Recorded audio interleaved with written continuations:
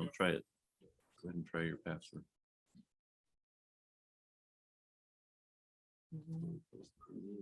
Folks, we'll get started here in a second, but this is their first try at board books. Okay, So oh, there we're it is, there it is. working through the technology I issues. found So it right here. It just be is- patient. Oh, that's Zoom. Go back. Oh, board book right here. So,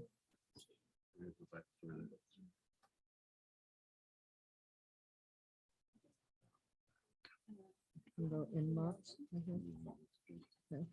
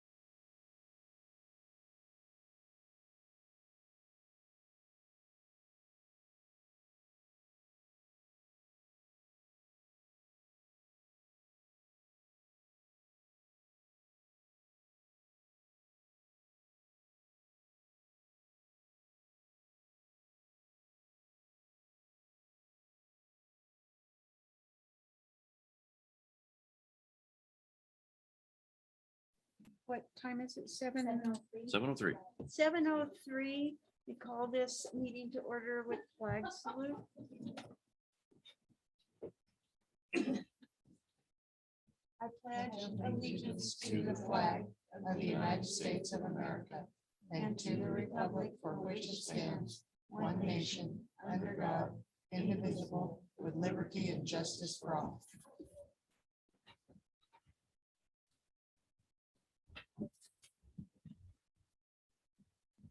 Do we have a celebration of student success tonight? Yes, Madam Chair, we're very excited because we have two students with us tonight that are going to show a little bit of what they're doing in the classroom. So Mr. Pearson, I'm going to let you take it from here. So I feel very honored and blessed and pleased to be able to introduce two elementary aged students who have consented to come here and present to you tonight and to showcase some of their learning. Our first student tonight is a fifth grader whose name is Delaney Jacobson.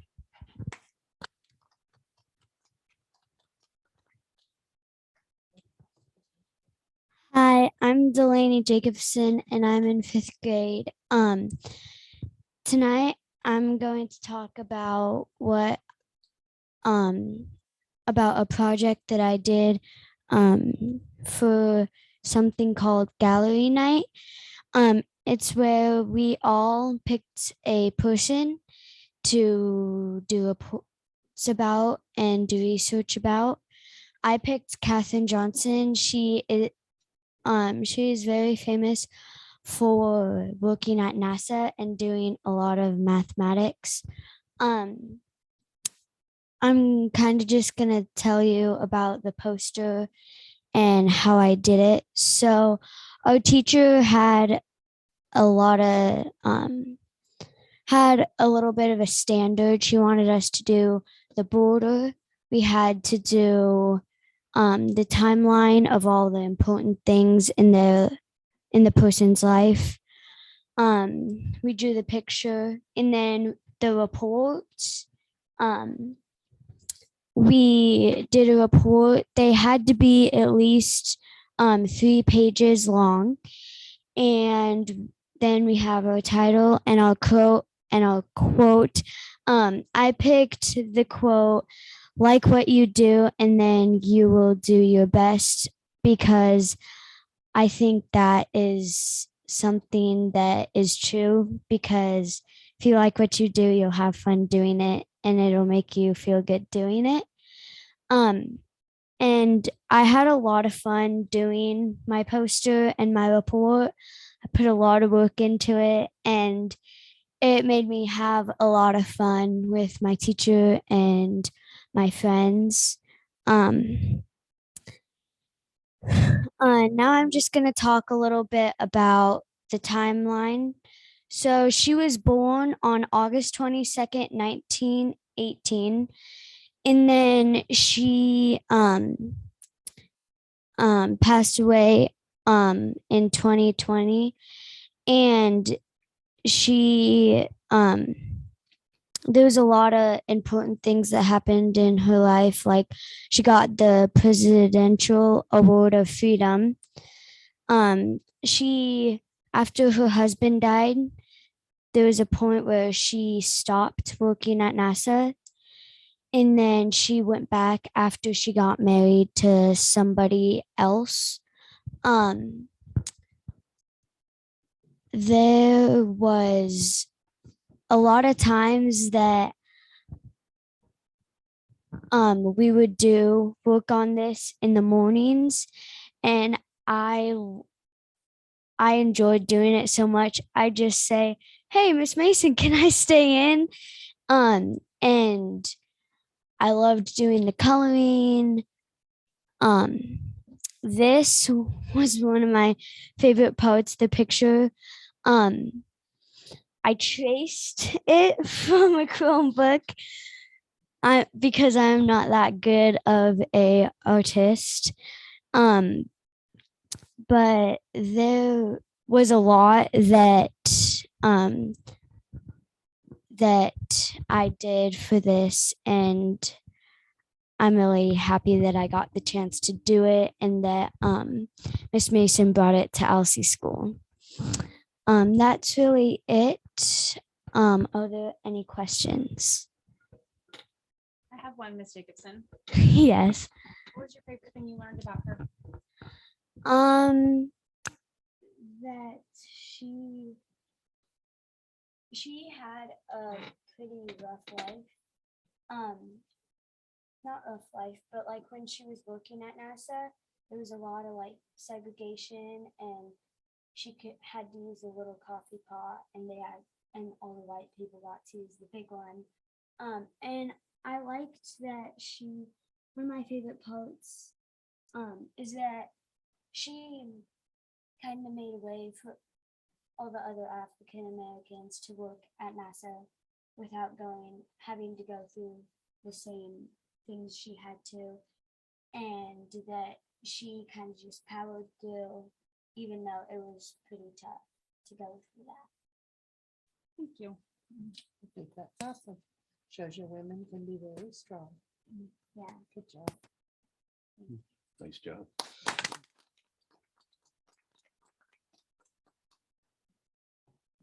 Mr. P, do you one more?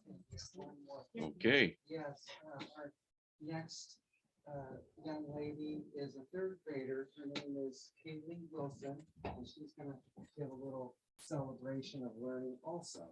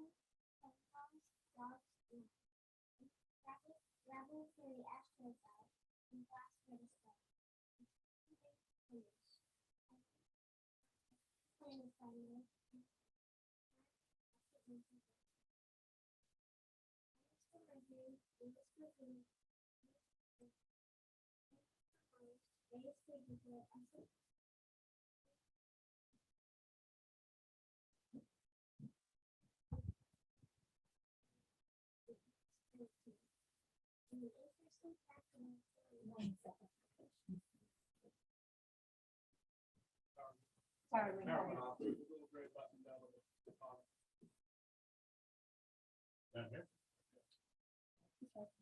There you go. That was outstanding. Keep it up. Technical difficulties. An interesting fact I learned is that gravity holds the planets in place.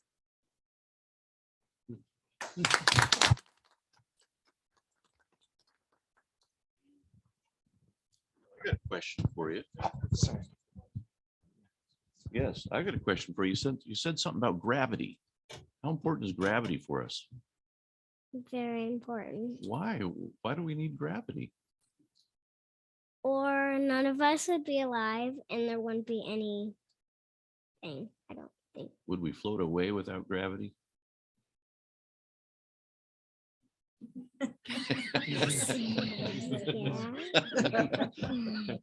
Good report. Nice Great job, report. young lady. Good job.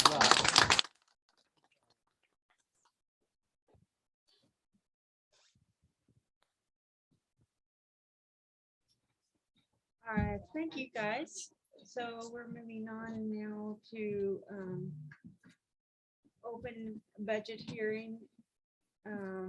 As per ORS 294.545, the governing body must hold a budget hearing on the date specified. The public notice to receive citizens' comments on the budget document as approved by the budget committee. So So you a wanna- public Yeah. comment.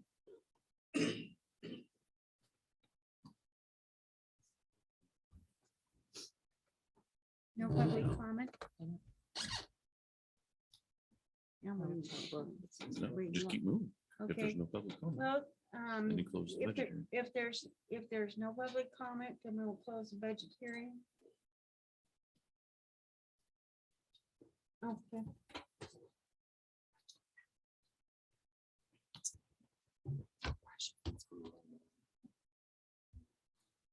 Oh, Under let's see. 5, approval of agenda. Is there a motion to approve the agenda, or is there comment about the agenda? No, I'm still getting used to the agenda, sorry. I'm Sorry, working on it. can I just get a quick overview of what changed on the agenda from Friday? I'm looking really quick too. Oh, Okay, okay. go to the action items Yes, and you will see vacation holiday, uh-huh. Oh, seismic grant, the summer academic grant, and business manager service. Thank you, Shirley. Get back where you And needed June, I to be. think Juneteenth holiday off. That was on there already. Okay, I wasn't Okay. sure. All right, I'll make a motion to approve the agenda. Christine makes the motion, I'll second.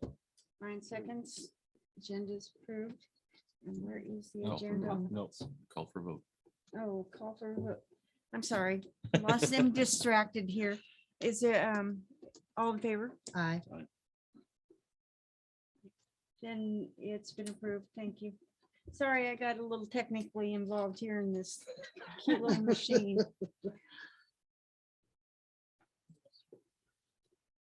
So approval of the minutes. Has everyone had a chance to read the minutes from, Yeah. what is, why am I not seeing what the minutes are? Yeah, I don't see the minutes either. You gotta click Oh, on it. there it is. Never mind, got it. Side here and you scroll through it. Should find it. So we have to click on it first. Oh, I thought I did. Click on the red there. Now you scroll.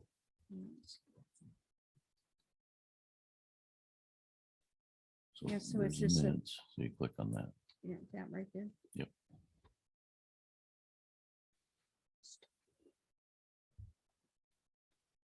If you want to make it bigger, you click on the plus there. Oh,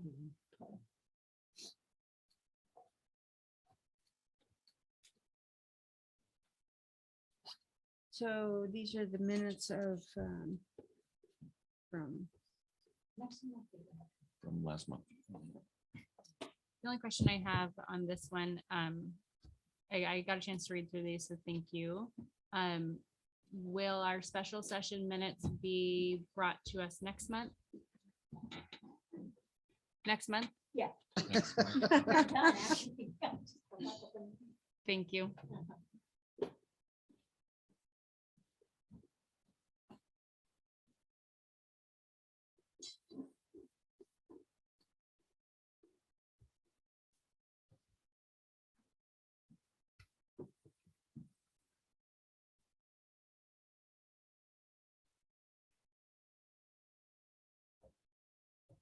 Does everybody have a chance to read theirs? I'm doing that right now. I'm sorry I couldn't get into the, Okay, so a couple more minutes. just another minute or two.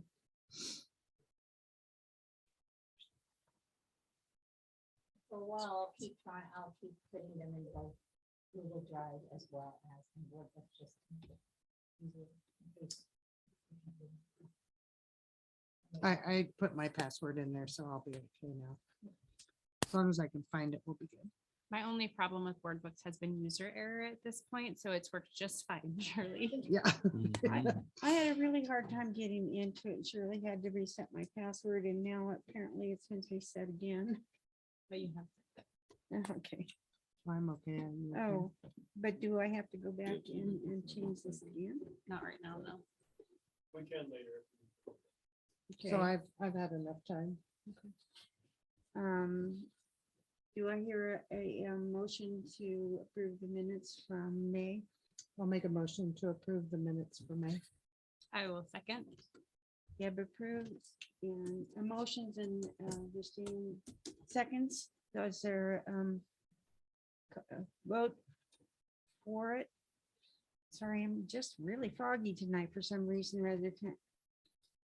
All those in favor? Aye. Minutes have been passed and approved. So patron comments, does anyone have filled out a little blue card and, I didn't get in. boy, this is moving fairly fast. District reports and comments. Mr. Gallagher, would you like to start out? Yes, thank you, Madam Chair. As you guys can see, we're working through board books tonight. And we're still working on the public access. I noticed the website didn't quite have all the information materials attached to it. So Shirley and I will work on that. And their email they got though, if they click on that, it brings it all up. Okay. All right, good, good. So we'll get the district website going also. We normally expect these types of glitches when we start something new, you know, whether it's user error or whatever. But we're excited about board books because it really will increase transparency. So hopefully people will start to use it from the public. They'll see the contents of the board packet that is available for public scrutiny at 24 hours in advance of the board meeting. The board members are getting it the Friday before, so they have a chance to go through and then call me if they have questions or comments or thoughts or those sorts of things. So we're really excited about it. Also, you notice that we had a budget hearing, public budget hearing, and the board is going to be deliberating on approving the budget tonight. I know Nancy Hall is probably online with us, and I just want to say a big thank you to Nancy for developing this budget. It was a heavy lift for her, and but we have a balanced budget, which is exciting. We do have some budget issues that we're going to be working through this next year. It's going to take us some time. Anywhere from salaries to equity things to contracts. Just the other day, Nathan found another 20,000 that we can save in one of our contracts, and you'll see that actually later on in the board packet. We're always looking for things that we can save some money and actually improve our services. So we're looking at everything. I appreciate everybody's help with that. And we still have a lot more to go. A lot of training with the staff to make sure that they're using the IV system, our financial system appropriately. They're putting in requisitions that has multiple layers of approval before something is spent. And those are all checks and balances. That's very important for us. I did, in lieu of the Texas incident at the school, terrible tragedy. I think it reverberated through the entire nation, and I know we felt it here. We had emotional staff and students also, and a few concerned parents. So I went ahead and put out a memo to the public about school safety, a lot of the things that we've been doing already before even that tragic event happened, and that we're not done yet. We've got a lot of things that we're going to be doing.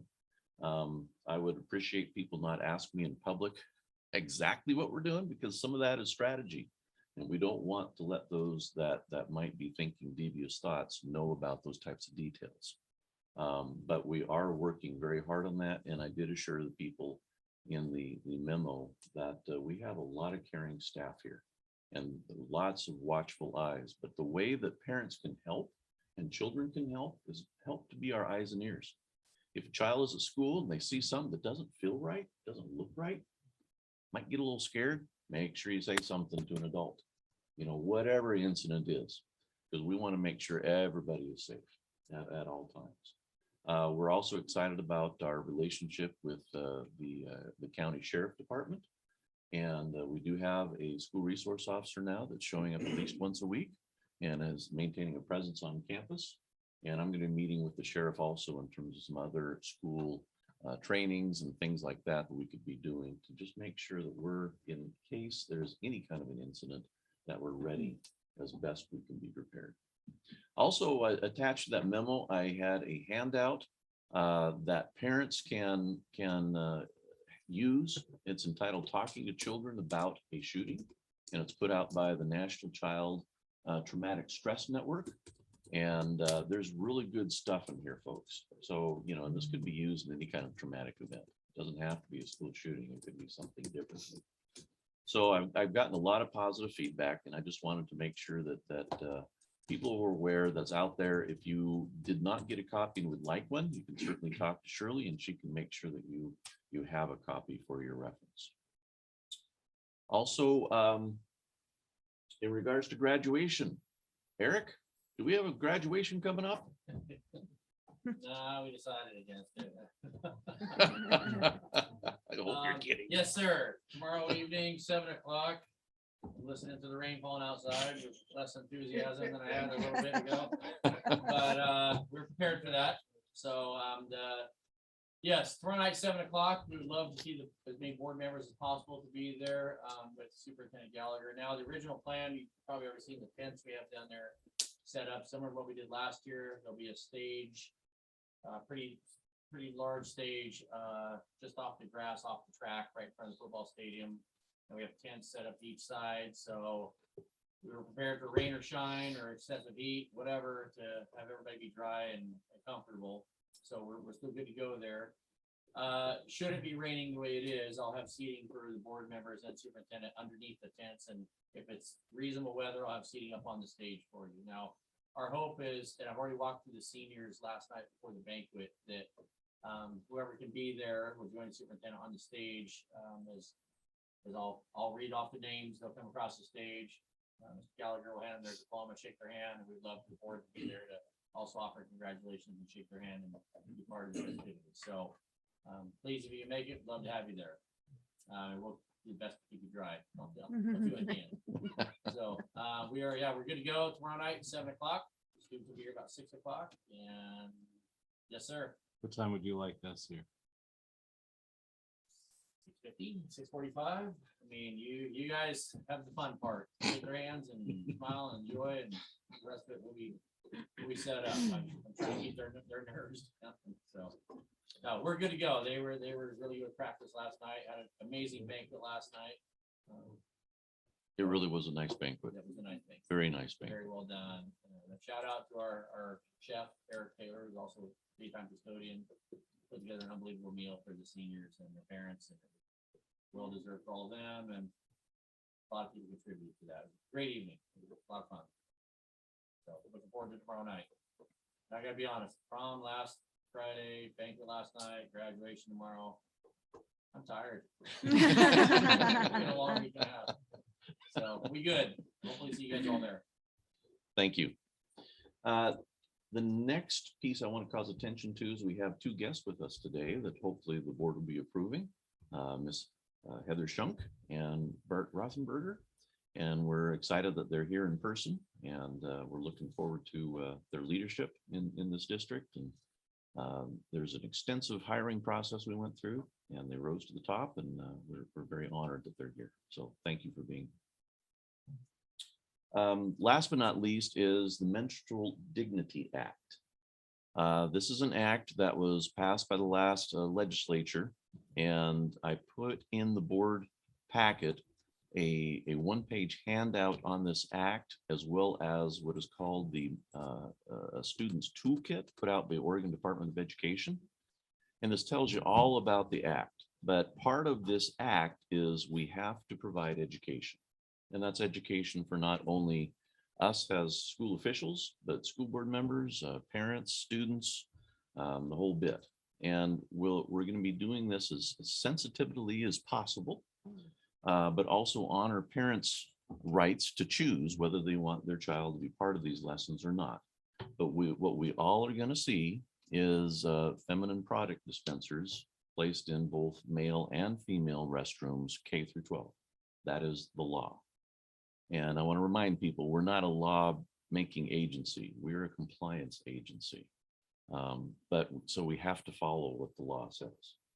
So don't hesitate to call me if you have questions, you have concerns. I'll be more than happy to sit down with a cup of coffee and we can talk. But this is something we're going to have to gently move forward with. We want to educate our students about this in an age-appropriate fashion, but also give the parents the option to opt out if they don't want their child to have those discussions at school. And some of them might choose to have them at home. Parents always have that right to do that. So I would encourage you to look at the packet of information in the board packet. I think it just helps to understand more of what this is about, and as we move forward with this. Other than that, Madam Chair, that's all I have. Okay, before we move forward, can I ask 2 questions? Sure. Or can I make 2 comments? In regards to school safety, when we look into drills and sessions for not just our staff and our students, is it part of your process to align with trauma services to make sure that we have the services available for our students and staff after drills? So there's a counselor or somebody available to help Sure. them process. Let me kind of address that. I've always, no matter what district I've been in, I've always worked collaboratively and closely with law enforcement on these things. Because they provide eyes and ears, and they have, skill sets that we don't have. And there was one time when we did do a drill and we involved select students, and I wasn't too pleased with how it went. So my modus operandi is not to include students in those scary type drills. But we do, as a staff, need to have those drills in partnership with emergency services. I plan on even getting the fire department involved, and county sheriff, and maybe the Forest Service or whoever. And we need to be actively working together to let's practice a lockdown, and have the sheriff department practice sweeping the building for any scary things. When you do drills like that, you learn where the pitfalls are, like maybe somebody's radio was on channel 1 and they should have been on channel 2, things of that nature come out, or we forgot to lock a door, or things of that nature. So I'm hoping I'm answering your question. I don't want to subject kids to scary things. I don't like that. But they will be practicing like a lockdown drill. Okay, we're gonna do a lockdown drill. And so, the teachers will be trained and they'll instruct the kids, and we're just gonna do a lockdown. We'll turn out the lights, lock the door, maybe hide in the corner for a little bit. And we'll be doing those sorts of things with kids, but not the full scale scary stuff. Okay. And then in regards, with the Menstrual Dignity Act, the bigger conversation of the, parents' choice to have that say in their children's education, or at least lessons. Sometimes they don't know what they don't know. Yeah. As you meet with your admin team, will there be a discussion on how to advise parents to have that conversation? Nothing probably feels worse than having a parent come in and criticize the lesson plan or things like that, because that's not the point. It's not to criticize the lesson plan, but to just have visibility to it. So are we going to help our parents also understand how to have that conversation and provide them guidance? I think we need to. I think everybody wants to have a cohesive relationship. Yeah. That can feel kind of hard. I know that all the superintendents that I've talked to about this are struggling with how to roll this forward. And I'll be putting some pressure on actually ODE to provide some sample lesson plans for us to look at, and sample procedures on how to involve parents and the public, so nobody's blindsided. Outstanding. Thank yeah. you. So how do we want to proceed with the district reports? Does each person want to say something, or are we just going to? Well, the reports have been submitted to the board ahead of time to read. most of those people are here today or online if you have questions on those reports. So I would just look at them as a group and see if you have any questions. Does anyone have any questions to anyone on the district reports? I think I have one for Keenan. Aren't you used to the hot spot?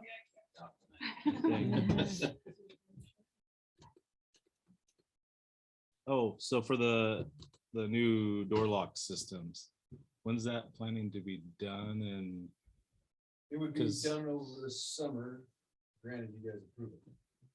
because then it could coincide with trainings and Yes. all of that. Yes. And it Before, will, before school starts.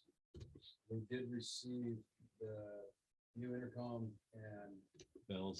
bell system. system, so that will coincide with each other as far as the lockdown goes.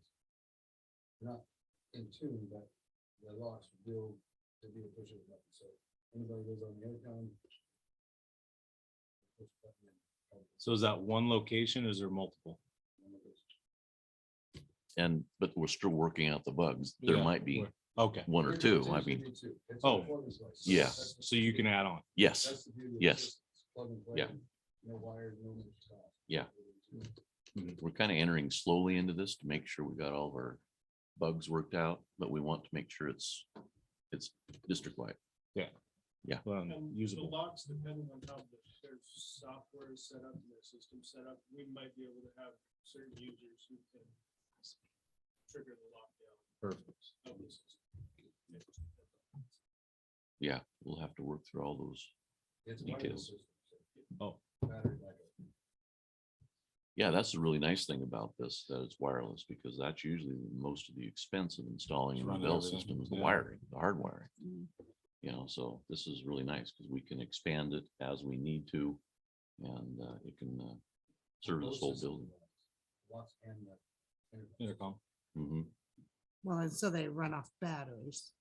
So we need to buy stock in the battery company? No, it's.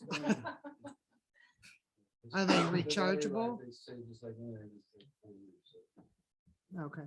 So is the intercom, the one intercom that we're gonna have now, it's gonna be at the front office, at his It'll office? probably, I mean, we, that's two different, or it's gonna go.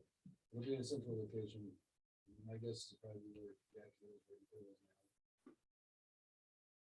But Okay. it's a ham, it runs off ham radio. So we have our FCC license now. Regardless of what happens out here, we can always radio out. It's part of the, Security, yeah, emergency. okay. I like that. Yeah, we're excited about it because I Yeah. think that's really going to help. But we still have all the bugs to work out. I'll see when no longer being done. I was just gonna say, we're moving up in the world. Slow but sure. Don't rush us old people. Yeah. One step at a time. Board books. You're doing outstanding. I've had it 2 months. I've been poking a lot of buttons. Eh, Yes, Tim. I'd like to add one piece that wasn't in there is, over the weekend, I found out a former staff member of Alcy back in the 1960s. Well, I know him as Coach Soto.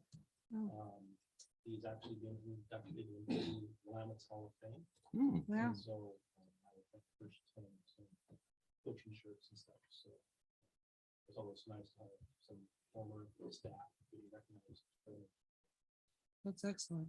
There's something we can do to show that here on our walls. Yes, soon, what I'm doing is I'm getting a picture, so our alumni, Bill Martin, who's the alumnus of, I think, 67, No, earlier than that, 64, probably something like that. somewhere in there, was actually going up attending the event, and I'm gonna get pictures of Coach. And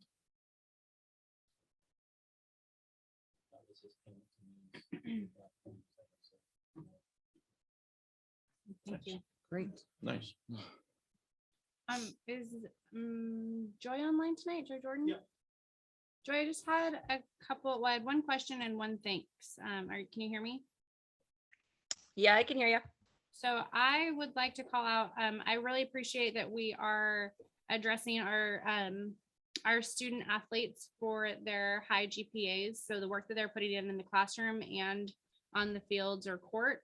So thank you very much for calling that out. I think it's outstanding to show what these kids are doing overall with their education and their extracurricular activities. Jeez, couldn't get my words out. And then I did want to follow up with one question. Last month, there was a little bit of information about the softball, baseball program continuing. I would like to see that come back to board conversation. I think we had not made a solidified decision when the season started this year. So I was hoping we could have more conversation. Maybe Sean, if you could, or Mr. Gallagher, if you could bring that back to us for the conversation piece. What type of thing, what are you wanting to converse about? Well, What are you thinking? We hadn't really approved a team.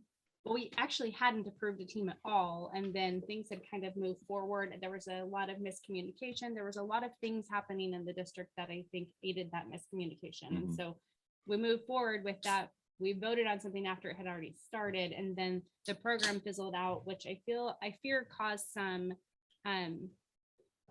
kids could have played in Philomath if we hadn't had that program. And then when we Mhm. fizzled out, they weren't provided that opportunity. So I would just like to have that conversation. I don't want to move forward with that as a blanket, yes, keep going. Mhm. I'd like to have that come back to the board for a discussion and plan proposals of budgets and things like that. One of the things that I recently encountered was apparently we used to have a co-op agreement with Loma. We still do. We still do? We still do. And Okay, from speaking with their board chair, their athletic director has been open to that in the past. okay. And it still happens. Good. So that kind of goes into with Paisley and the cross country, which is going to actually come sooner because that's during football season, I believe. Yeah. Volleyball. Uh-huh. So we'll want to do that this summer to make sure that, because I know there are some kids that are wanting to do cross country. Okay. So if we do it sooner than later, we won't be.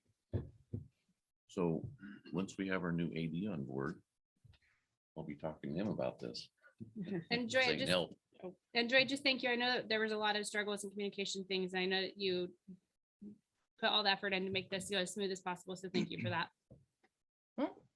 Yep, no problem. And I agree with everything with, having a plan, a better plan in place months and months ahead of time with anything that moves forward and proceeding with opportunities we have with Philomath to co-op. Awesome. And then in true fashion, since I'm the loudmouth, I feel like I should get a t-shirt that says that. I just wanted to thank all of our admin and staff. This year feels normal. As we end this year, it feels normal. We're going through a graduation and it feels like our kids are in the hallway without masks. They're happy, they're smiling. And so that has nothing to do with the 5 of us, 6 of us up here. Well, 5 of us, probably has a little bit to do with Mr. Gallagher, but it has everything to do with the staff and the teachers, the aides, and people making all the wheels spin at the school. So thank you. Thank you. So I just had one comment. So I was reading Keenan's little thing. Sorry, Keenan, again. So we're not doing the community burn anymore? No, correct. Because I know a lot of people really enjoyed doing that with our kids. Oh, no, No. no, just the burn pile, not Just- community dump site. We're not doing. Oh, we're that not was, doing that that. was never supposed to be that way No, it anyway. wasn't. It's supposed to just be in and have the bonfire. Right. So that's what That's I'm still asking. there. Are We're we still still- doing that? Yes, we're still gonna do the Okay, bonfire. all right, okay. We're just eliminating the community dump piece. I Right. actually had a phone call from the gentleman when Tuesday to see if we could bring. some Oh, Mhm. you can bring them what? I mean, at least he called to ask, but. Just lock the gate. They can't drive down there. Oh, yeah, they can. Well, lock both gates. That's what we're looking at. Yeah, okay. I had him actually go through my yard. Put a gate on yours. Joking, seriously. Wow, that's kind of gutsy. Okay, that was it. Is there any other questions or discussion? And no. Moving on to the bond project, is Scott Marshall online or? Hi, Scott. How are you doing tonight? I'm doing great. How are you guys doing? Good. We were disappointed you couldn't join us, but that was out of your control. It was a canceled flight, so that's why you're joining us online. Yeah, I do want to make a statement before Scott starts with his report. I know at the last bond oversight committee meeting, there was a lot of discussion about the generator makeup of possibly going to multiple generators. Well, we've since resolved that, and we're just going to be staying with one generator unit. And so that's really off the table because I wanted to make sure that we address that before Scott got going. So Scott, I'm going to let you take it from here. great, thanks. Yeah, I was a bit disappointed that my flight had mechanical errors and they could get me there, but not in time to have the meeting. So looking forward to seeing you guys next time. Yeah, I just wanted to give you a monthly update for June. So I've been working back and forth with the county still. The comprehensive conditional use is complete. I did get an email from them yesterday. I put some text in there about an excerpt from the email.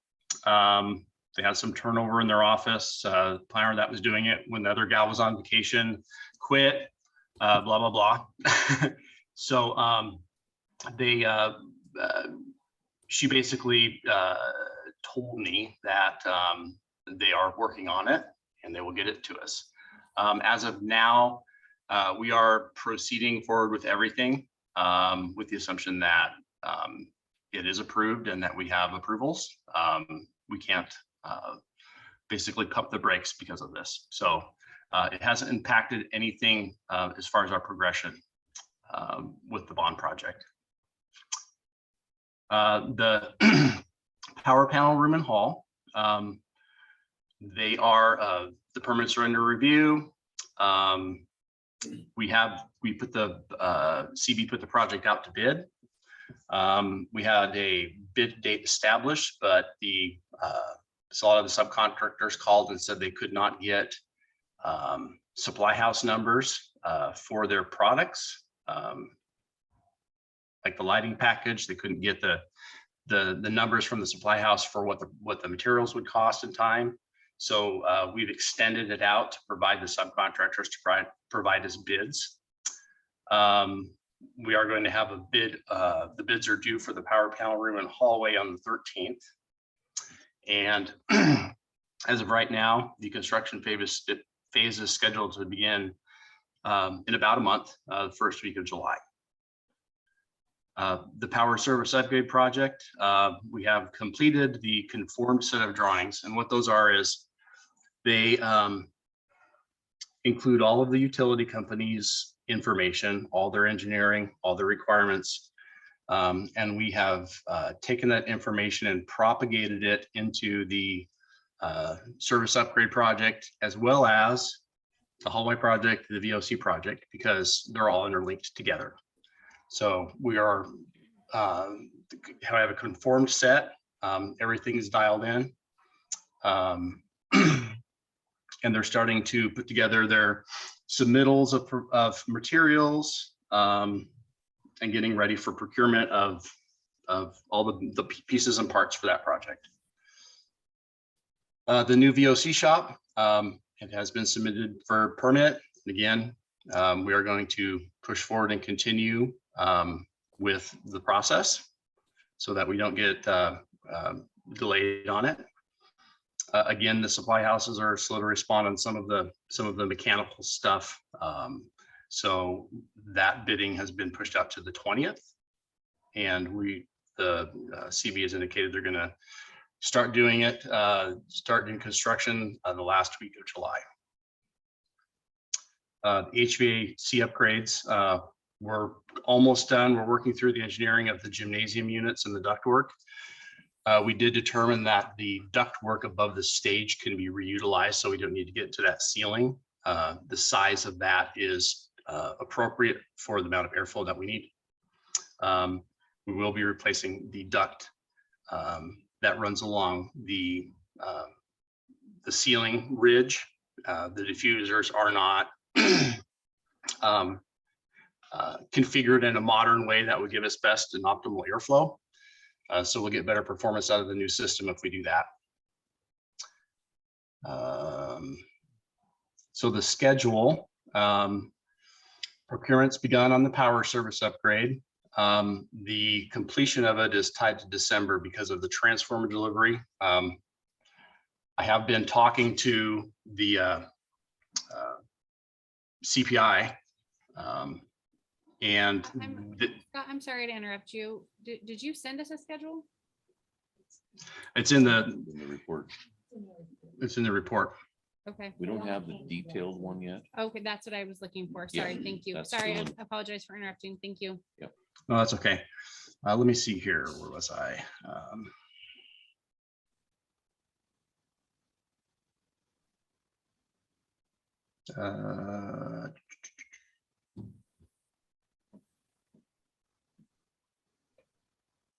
Okay. Yeah, and I'll kind of address that, where the schedule is and how we're working that. Let's see here. I think you were talking about HVAC upgrades, weren't you? Yeah, so the regarding the schedule, the power service upgrade, it's tied again to the transformer delivery. I have been talking to CPI about alternate procurement of the transformer. They said that they're working on a couple leads to try to swap with another power company. Some of the, because there's multiple power companies, they all have different kind of transformers in their yards. And so she's hunting around to see if she can find one from another company that they can swap. But I haven't heard back from her yet when she's kind of found out. Again, the power panel room and hallway, construction to start the week of 7/1, scheduled completion October 1 or sooner. The VOC shop, construction to begin the week of 7/25. Right now, the scheduled completion is 5/1/23. We're trying to tighten that down because the project is out to bid, and we're still trying to get input from selected subcontractors that have not been selected yet on what the actual durations of certain things are. That's worst case scenario, but we're thinking we can tighten that up. The HVAC upgrade, we are again finalizing the design, and we're going to be bidding it the end of July, so we can get rolling on it. And here's an address to your question. CB Construction has put together a master critical path schedule and is populating and refining the activity durations, because some of the information, again, we don't necessarily can't exactly pinpoint until we get some input from the bidding subs. The lead time issue and the labor force issue with some of the subs is they're kind of saying, well, yes, we can. They're trying to be really proactive with giving us the best numbers as far as the durations. But again,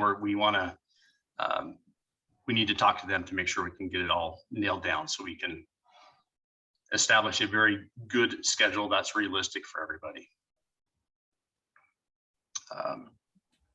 So the current activities, we're being proactive with the building department, the county, we're being patient with them. But again, we're not pumping the brakes on anything because of the approval process on their end. We're completing the HVAC drawings and finalizing the bidding for the power panel room and hall. That again, that's going to happen next week and then the week after, and doing the bidding for the VOC shop. So hopefully during this next month, we will get our permits and conditional use information from the county. And we're going to be finalizing the bond critical path construction because by that time we will have the bids in on those two, have the subcontractors selected, get input from them regarding how certain things are impacting their trade schedules, and then we can fine tune that down. And so my goal is to have that for you next meeting. The highlights and the challenges and the solutions. Again, the Benton County thing's been a challenge. Extending the bid durations for things has also been a challenge, but it's something that we need to do. If we didn't do that, we would have unresponsive bids on multiple subcontractor levels, and they would have to go out again for another bid. And so sometimes when you do that, it creates issues within the subcontractor bidding environment.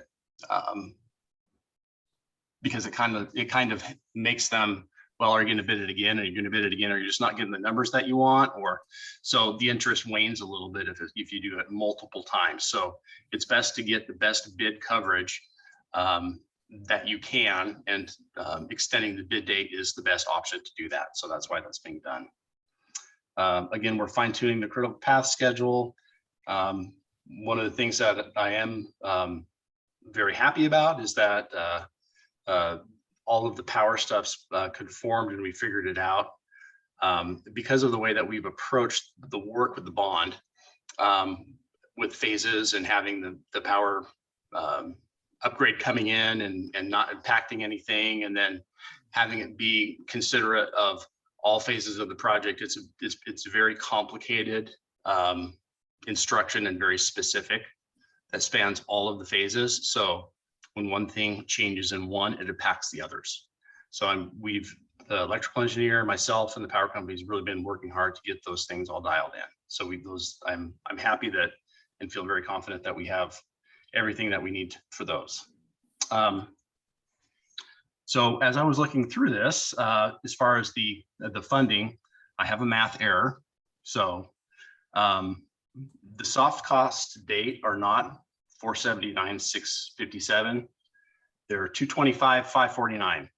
I mistakenly added in double added in a number. So everybody can take a deep breath.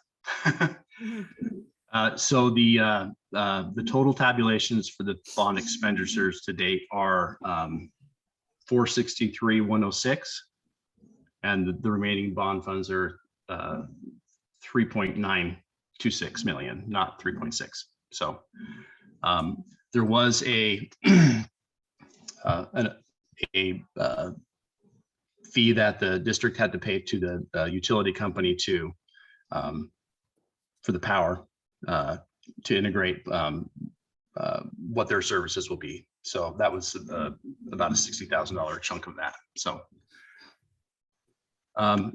and just to clarify the bid and the bidding projects to date, where it says GMP TBT, a GMP is a guaranteed maximum price that the contractor establishes after they get their bids, and they have a chance to go through their general conditions of the project. So it's those two numbers added up, and then the contractor will present, CB will, guaranteed maximum price for that specific portion of the project, and they're bound to what that number is. So right now, because of the delays in the extensions of the bidding for the VOC building and the hallway, it kind of aligns them all together. So CB's approach is going to be to put one GMP together for all three projects. That will realize some economy of scale from their end and have the GMP be lower than adding all three of them separately. So we're a little bit of money savings there. Do you guys have any questions? So is that why it says there's no total bids received yet? Because you said you had an electrical bid last meeting. We do, but they haven't put the general conditions in it because they're going to lump them with the others. So that way they don't duplicate certain activities in that general condition number. Prior to this, we would have had to have done that because there were going to be the projects starting further apart. But now that the bidding has been extended, it kind of aligns the three phases together with a very generalized similar start time. Does that make sense? So with their bid already being done, did they give a timeline on how long we'll keep that before it's accepted, or before they won't accept it anymore? Yeah, so they've talked to the electrician. He is bidding on the electrical portions of the other two projects as well. And so hopefully they are the low bid on those. And so what that will do is it will allow the electrician to do all the phases under his one umbrella. We're thinking that he will come in lower because he's already here and he can subtract all of his, staging, getting to the work site, all of those things, because he'll be here doing one of the other phases already. And that's why, in a way, the extension of the bids creates that alignment. And so we haven't put the GMP, he's agreed to hold his number until after the bidding of these other two.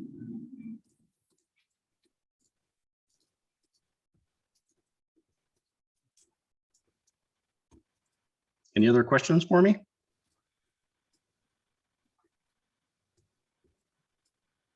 I'm anxious to break ground. Me I wanna too. see Dirt flying.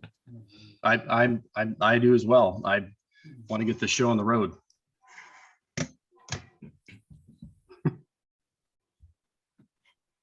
Well, I guess that concludes the bond project update. We have Nancy Paul here for the financial report.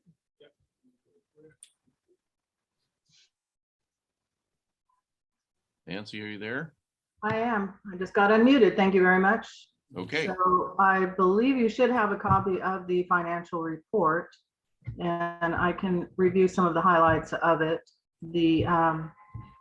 As you know, the estimates are based on the, you guys have the financial report? No, No. Hang on a second, Nancy.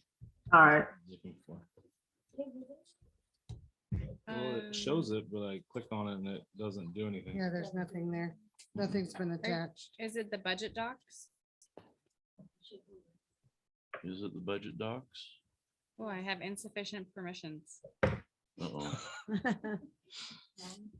It's that usual one-page Excel spreadsheet. Yeah, do we know what it's entitled? It was Shirley? budget docs. I think, 'cause I- Where's that at? Because Not it the old shows that one. there's a paper attached, but there's nothing there when you touch it. You go Good, I thought I down was the to dummy. the- Hold on. Nope. I don't even see budget docs. You have any hard copies, Shirley? Right? Okay, Yeah, seeing on the agenda over here. Yeah. It shows there is, but there's nothing there.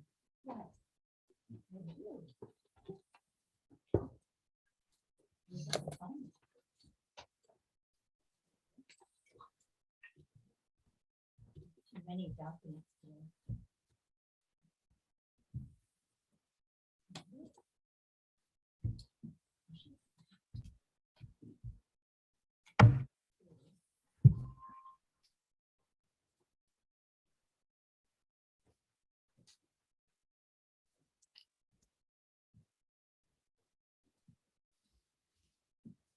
Thank you. yes, I'm glad you did too.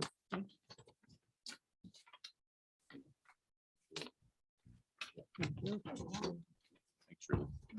Okay, Nancy, we're good. All right, so if you take a look at it, the only thing that's changed from last month is adding in the actuals for May. The report was a little early this year, or this month, so I just want to point out too that these are unaudited numbers, subject to change. The projections for June expenditures are based on what is currently encumbered, which would include payroll costs and any purchase orders that have been entered. So the June payroll goes up because licensed staff received 3 paychecks in June. And that's why the June salaries and benefits are going to be higher than any other month in the year. The projection for the end of the year, we had a budgeted unappropriated ending fund balance and contingencies and reserves of just under 1.1 million. So about halfway down the bottom of the first grouping of expenditures, you see a 208,222. That's a projected cash carryover over and above what we had budgeted for the year. And also, because these are unaudited, I just wanted to point out to you that we do have interim audit work starting the week of June 20th. So we will be having new audit firm this year. So that's coming up in a couple more weeks, and they'll get the bulk of the testing done, looking at expenditures and revenues in detail. And then they'll come back for a final audit in October.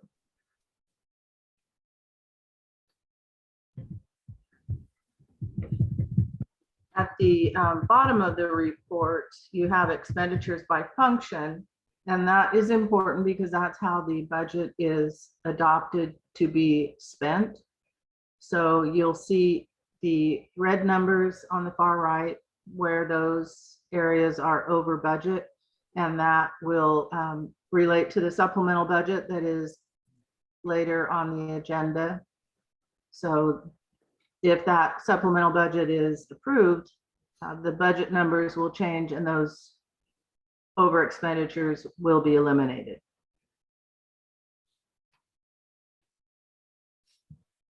Any questions in the brief time that you've had to look at the report? I have one. Uh-huh. So I'm looking at the year-to-date carryover. It shows projected for next month only 208,000. Is that not including the 1.1 million, or is that really Correct. what we're? No, that does not include the 1.1. That is in addition to the 1.1. Okay, that was scaring me for a second. Yeah, no, that's, Okay, all right, thank you. you're welcome.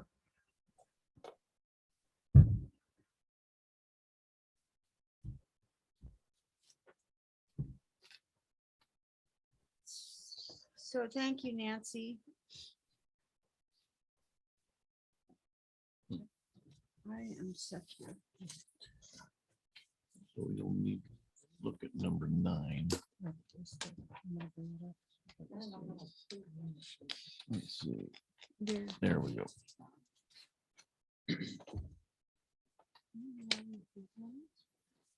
Um.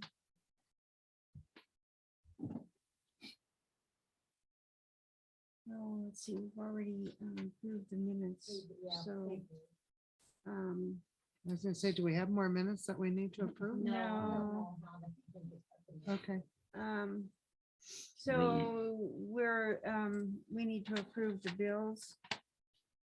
do we have the bills? Those are in the, there's a PDF at the bottom of the. Consent agenda. Oh, there we go. I got lost for a second. Hold on. I'm really challenged with this. Me too, Linda.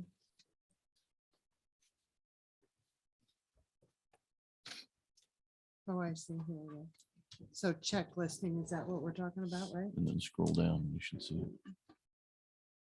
And then click on the check listing. Ah, made it work. There you go. There. See, she's a lot more further ahead than I am. No, only by a second and a half. But you don't have help. I apologize. Who's Presence Learning? Is our online, Is it? online contractor that we use for speech and language. Thank- we use it for expenses. I'm gonna get that in like a year. Thank you.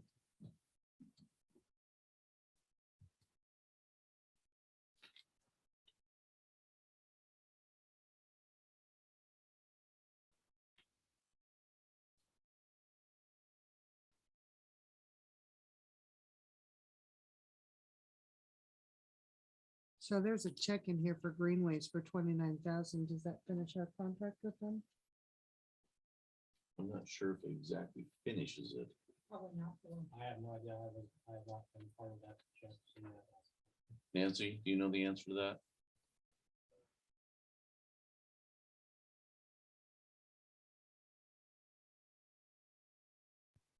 Sorry, I couldn't hear what Tim was saying. The It was question, I actually- believe, was regarding Greenways. No, Yeah, that there's- does not finish out their contract. That's a reconciliation for the prior year. Oh, okay.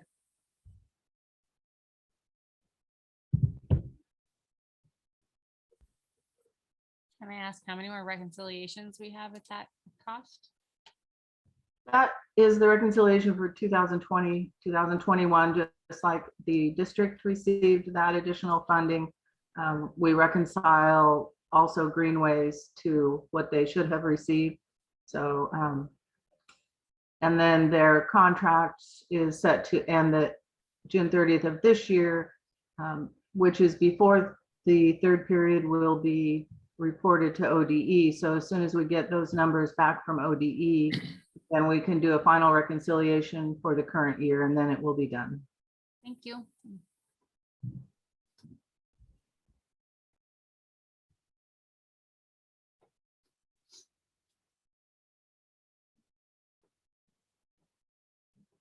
So is there a motion to pay the bills, Approve the bills. approve the bills? I'll make a motion to approve the bills. I'll second. Robert makes a motion. And Deb seconds. All those in favor? Okay. Bills are approved. So now we go on to the action items. Mhm. Action items. A is budget adoption 2022 and 2023. A resolution adopting the budget.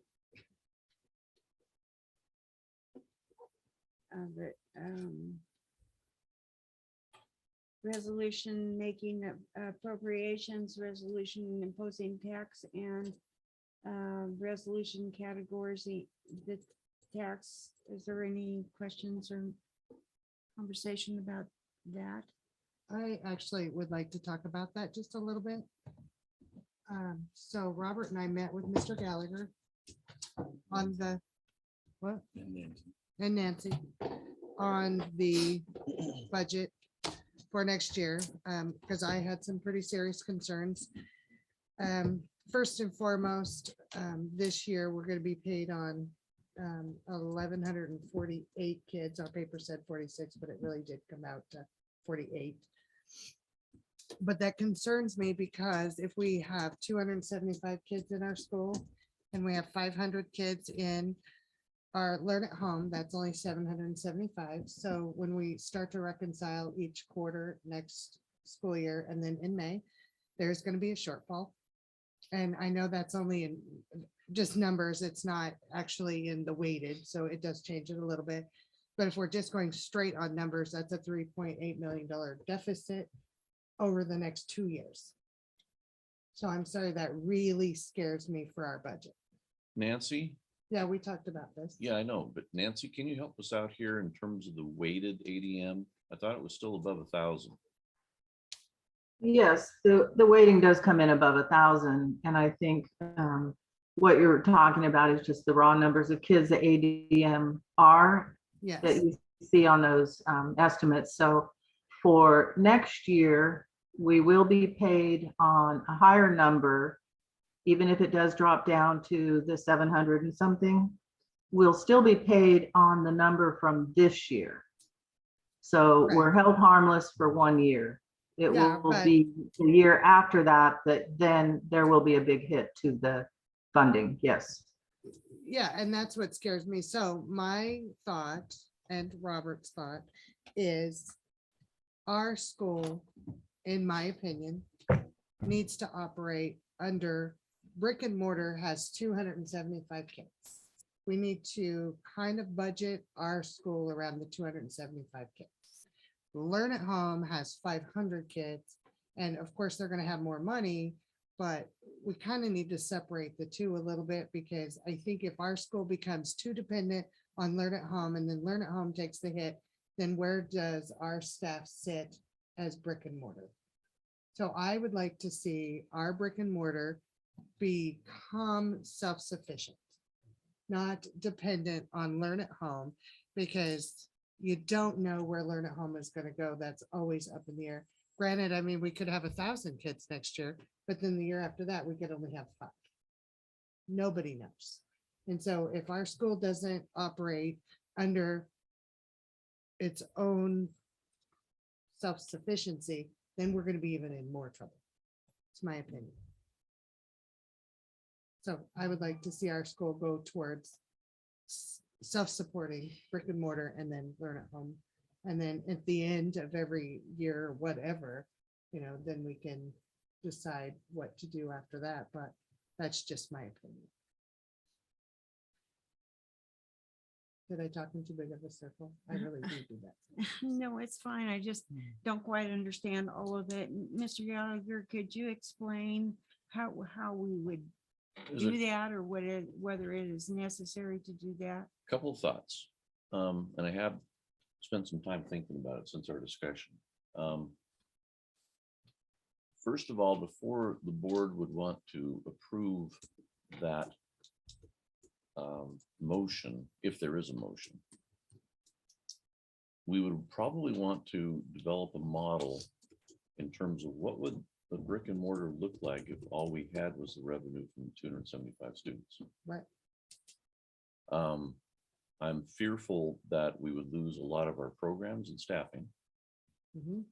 And then the second thing I think we need to think long and hard about is when you have district revenue, it should be going to the district as a whole to Mhm. support the district, not just a certain part. Like if Learn at Home earns $1 million, does it just go back to Learn at Home?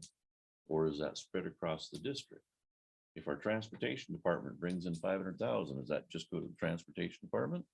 Or is it spread across the district? So I think we need to be thinking through this a little bit more. Mhm. If the board is interested, I could work with Nancy and we could develop a model so you'd know what it would look like if all we were doing was being self-sufficient on 275 students. Because I'm not so sure we'd be happy with that. Well, I don't want to cut us so short that our kids aren't getting what they need. Right. I'm not saying that. I'm Right. just saying, I just feel right now that we're so dependent on the Learn at Home to support the brick and mortar. And the brick and mortar is so top heavy. And part of the HR reset is to trim some of that Yeah. back. And that's what I'm mostly talking about.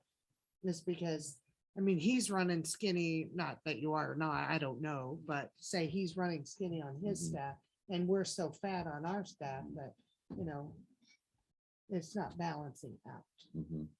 So that's what I see. I'm not quite sure if I would agree with the skinny and fat part. Mhm.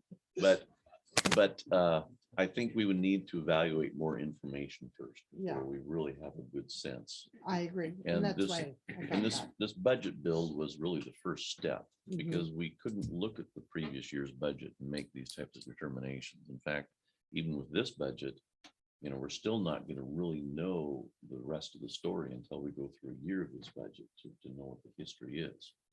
So if the board is interested in this, I would say, let Nancy and I develop a model and bring it back to you and say, this is what it would look like if all we did was brick and mortar on 275 students.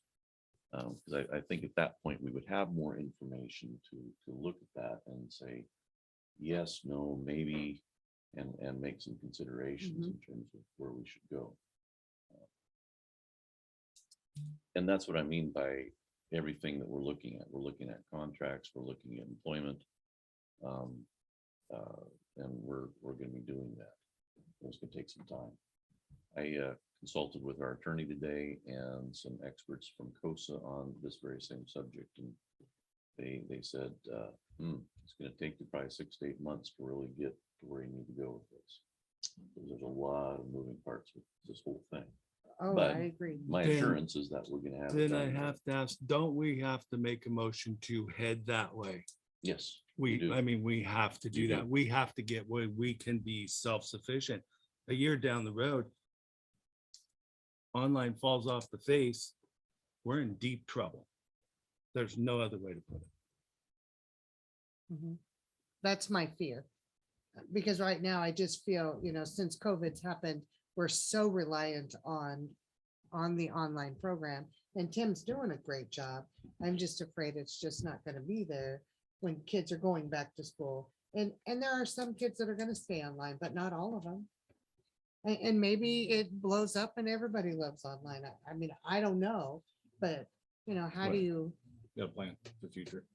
yeah. And she's already saying maybe a shortfall after a year, so. Well, and And that's it's- I mean, that's what I'm seeing And is, it's not a little shortfall. it's a lot. Well, my fear is the online pulling their contract and we're stuck with nothing, so. I mean, it's, Online the isn't a school. contract, it's just another program. but we pay them a lot of money to do that program, and if we don't have that, then we have to find another one like this. That was right? Greenways, not Learn. But Learn at Home's still paid through the company, right? Yeah, we don't have a contract yet. That's what I'm talking, We're talking the curriculum. but that's, don't we pay them quite a little bit of money? Yeah, we do. That's, I mean, it if brings they in a walk lot of away, money. we don't have that That's the online curriculum. curriculum, yeah. So do they take all those kids with them if they No, no, walk away? No, they're our kids, it's our program.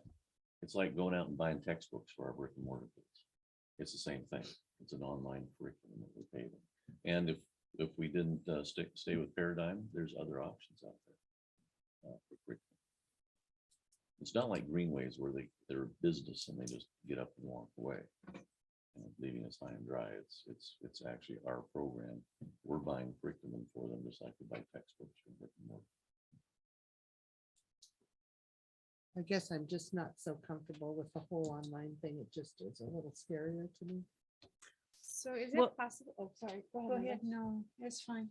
Well, I think one of the questions I have is, I mean, there's a good call out of what does it look like? And right now, when we look at a budget, we look at the next year for the school. Is it possible to do a compilation to see what the next 5 years looks like with the decrease in head counts and things like that? And if we look at that lowering, like, is there a way to run a projection like that to really look at that risk? Because otherwise I agree with anticipating risk. I love anticipating risk because I think it puts us in a place where we're protecting ourselves, but anticipating risk on well, maybe it might happen or what if numbers doesn't help us. So I'd like to see projected numbers and what that really looks like. Is my opinion. I think it's gonna take some time to really come up with projected numbers. I mean, look at the enrollment for online this last year. It went exponential. We don't know what it's gonna do this year, do we, Tim? Last year we went from 0. We got 500. The average, final ADM for the year was 405. And this year we're anticipating to be right about 430. 430 is our, because when the kids are absent, we don't have funding, so we do have over 500 kids, but ADM could be about somewhere in the low 4s, so it's going to be pretty steady there.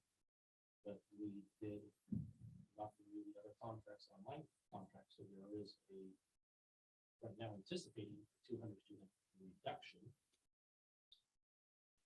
So there is that anticipated. So now to offset it, this district would need to hopefully increase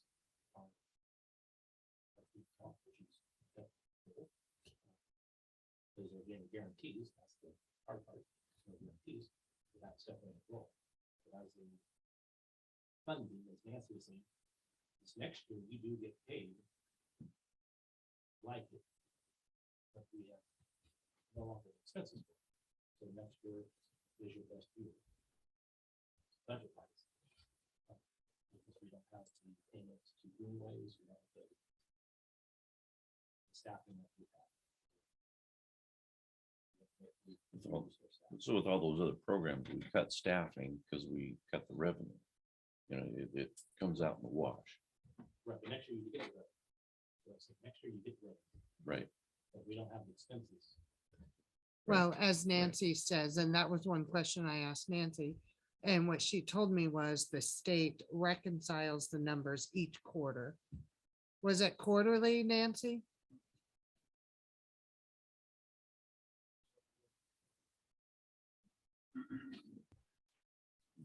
Nancy, can you hear us? I can now, sorry, I have to wait for Nathan to unmute me. So, Okay, So it's each quarterly. that period, that yeah, the period state 1, period 2, and then end of the year. So it's reported each period to the state. Yeah. So in September, October, whenever that quarter ends, then they reconcile numbers.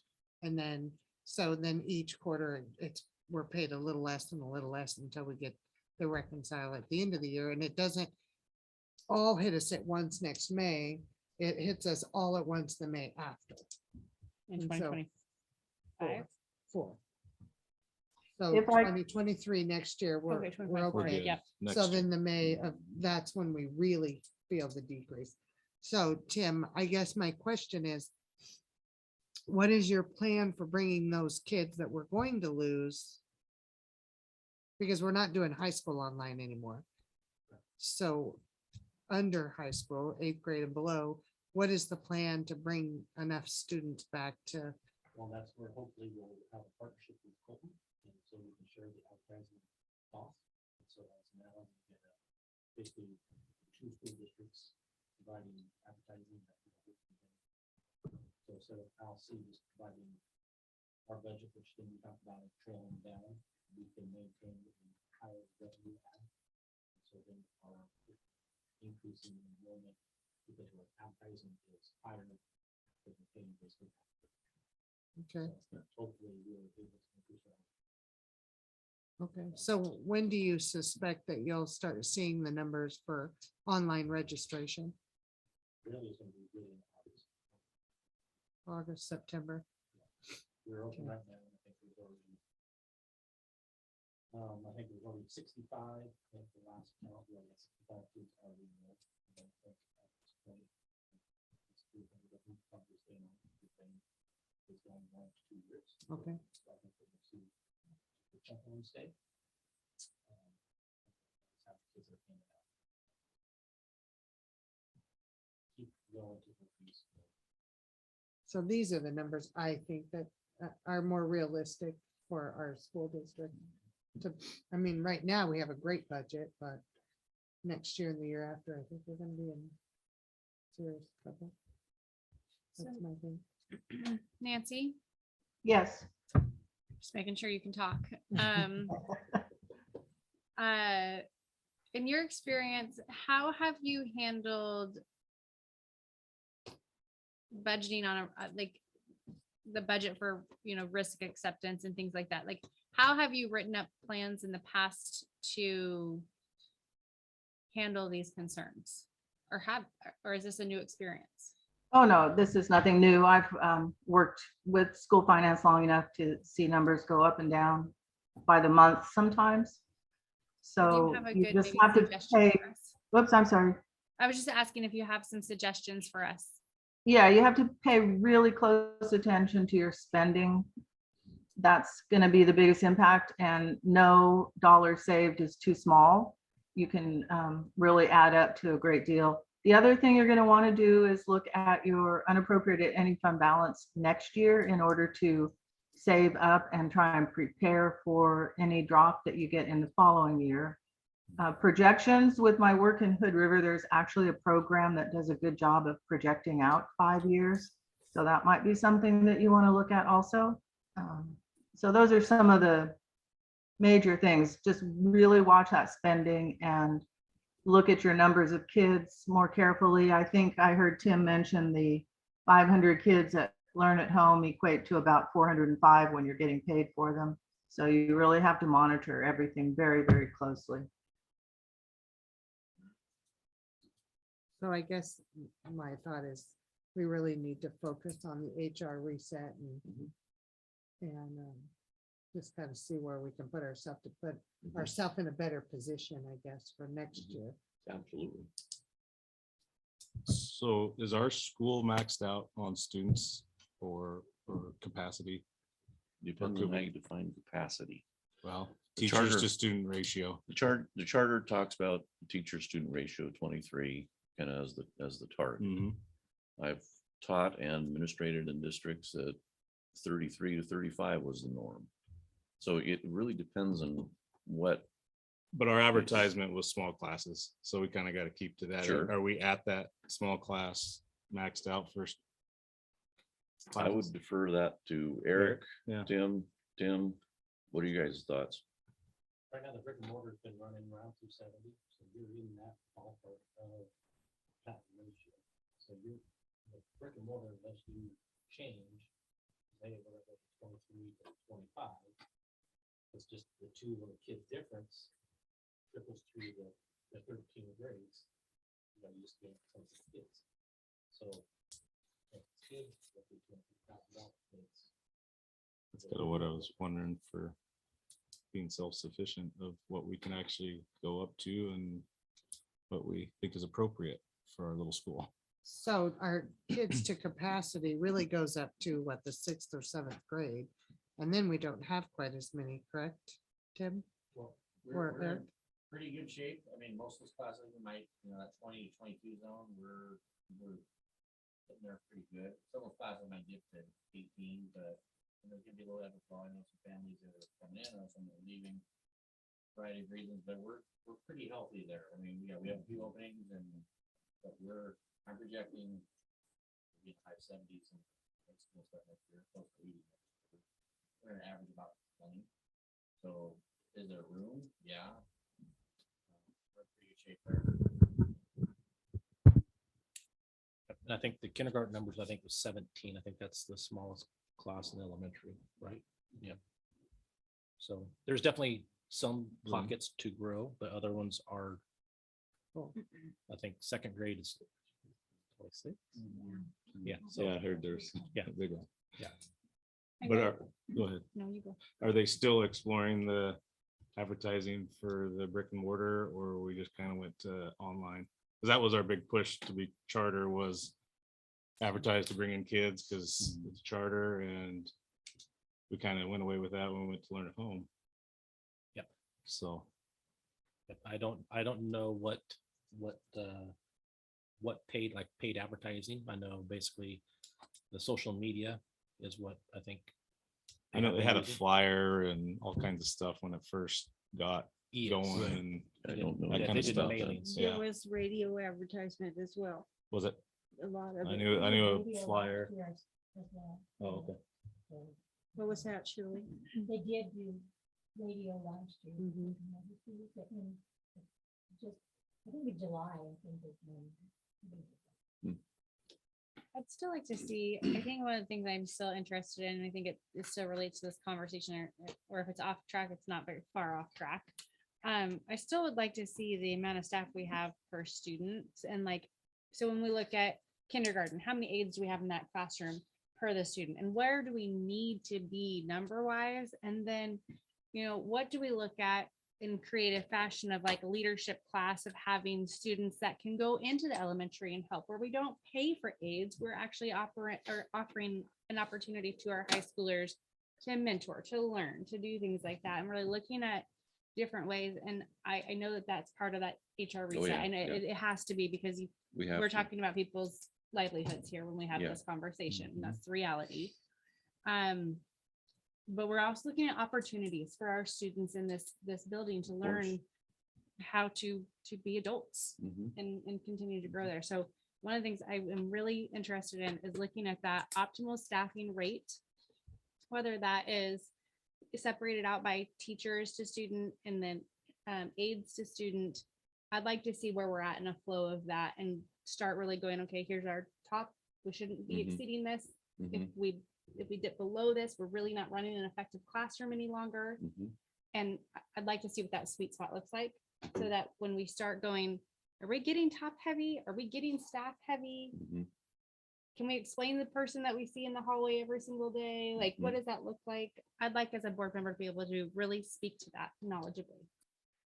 That's a part of the HR reset. We have to determine what our goal is. What are we wanting to see? And do we have the people to put in those positions or not? Or do we have too many in those positions and we need to trim? We're still developing that outlook. So to answer your question, it's in the works, but it's going to take some time to get there. And I think that's something that we probably need to be discussing quite often, and we can easily start with a staff to student ratio chart, just where we're at right now. And so, we could easily bring that to you in the next board meeting, if that's what something you guys want. Can I ask for one more thing then, if I can have that? Can I have one more thing? No. Is this like when we're at home? I if we're gonna do that, I do want to hear the staff's opinions too. You know, is that ratio sufficient to them for them in the classroom? Is that, Sure. is it not? I think our student population is great, but I think I would love to value our teachers' opinions and what Mhm. they need in the classroom to manage the classroom. But you also have to take in consideration the IEPs and what the needs of those kids are. And the one-on-ones and. Because I know we have the one-on-ones and I mean, I'm speaking from experience Mhm. because I know this young man has to have it, that one-on-one, so we have to make sure we can. Yeah. But that's where that sweet spot And hits, that's right? Like that's where with you have needs. like that, that up and Yeah. down. And it's gonna happen that you're gonna go above sometimes and you're gonna dip below depending on your student ratios, I would think. I And don't your know, I'm IEPs. not, Because we have a lot of IEPs. Yeah, we right? do. Yeah, Yeah. but that's all dictated by state and federal law. Yeah. I think more what we want to look at is just the staff to student ratios in terms of certified, classified. It'd be easy to gather teachers' opinions about how do you feel about the class size right now and the resources. And the help. yeah. You know, we could easily look at data like that. I'd rather put money towards helping our aides learn more how to handle their classroom in conjunction and collaboration with the teacher Mhm. than just to continue hiring people. I'd Yeah. rather put the resources into educating and mentoring and building those programs. Mhm. Agreed. In fact, we'll be talking as an admin team about professional development for our IAs. Good. In the teacher and service. I think that's all my asks. Well, I have a question and I'm not sure how to voice it completely, but if the Learn at Home is a program, it's a part of this school. So how do you guys actually propose to make those things independent? I don't understand that part of it. I think it's pretty easy. The school, just like it was a school before online. We're at 270 kids. That's a lot for this school, going back for many years. It should be able to, like any other small school, manage itself and take care of itself. The online school makes it where we can pick up little things and do things to help out Mhm. because it does profit. And I don't think it's hard. I think it's pretty simple, but we've became so reliant on the money for the online to run this one that we're flat gonna run out of money. That's kind of what I think too. Can I share an opinion? Sure. I don't think we've done that at all. I think that we haven't paid attention well enough. And I think this is where we're having hard conversations at these tables and looking at the big picture, that we're now actually looking at this. So what I'm hearing from you is you almost want two budgets. You want a brick and mortar budget? No? I think it can go just like it is, but the online has to take care of itself. The school has to take care of itself. If we lose the online, we're good for 1 year, and then we're gonna do what we don't want to do. And that's gonna be extremely ugly, where we could make some reductions and do some special things, and we can move forward. I thought we were doing that. if Robert. we- We're not doing that. We're I not don't with this. feel like we are, because we're still relying on the online to carry this. Oh. And the online, if you look at the books, the online is dropped every year. It was $1 million carryovers, millions, and it's dropped and it's dropped and it's dropped. And we're gradually going down. And it's going to hit bottom sooner or later. So what he's saying is we've overhired for the school because online's making the money to pay the overhire. And that's part of the Mhm. HR It's all- reset. it's all part of And it. that's what it is. So that's what we're talking So about is we're so Okay. top heavy We're, at the Well, school. I understand that, Yeah. but I thought we were already working on Yeah. doing that. it's going at an extremely slow process. And if we can make a motion to say we want to work towards the brick and mortar taking care of itself, it gives Sean somewhere to go. I don't know if taking care of itself by itself, because I think the Learn at Home can give the brick and mortar a fluff to make things a little easier. So I wouldn't Well, say, that's what the numbers will come in and tell us as we go. But if we don't start to do that, yeah, I feel like we're going to get way behind. We got 1 year. yeah. 1 year of cushion and then the hard numbers really come in. And I agree with that. I mean, because, so I was looking at these numbers and the other part of the question that I had asked Nancy was, we had moved the 474,000 out of capital fund projects. And when I was looking at that, it was still function 7,000, but at one time we had 1.7 or something like that carryover from our year before. And now we're down to 1.3 and it's what he's saying, it's getting smaller and smaller. This projected one was 1 million instead of the 1.3. And if you look at the previous books, it was 1.7, 1.9, 2.3 or something like that. And so, I mean, we're trimming the savings account by quite a bit. That's our point. So that's what we were looking at. Okay, well, I wasn't unaware of that. Right. I mean, we've been talking about this for some time, that we didn't know where all this online stuff was going to go. Right. When we got through with COVID, it's just here now, so, and I thought that he's only been here for like 3 months, but Yep. he's been picking up the pieces and trying to work Yep. through that. Yep.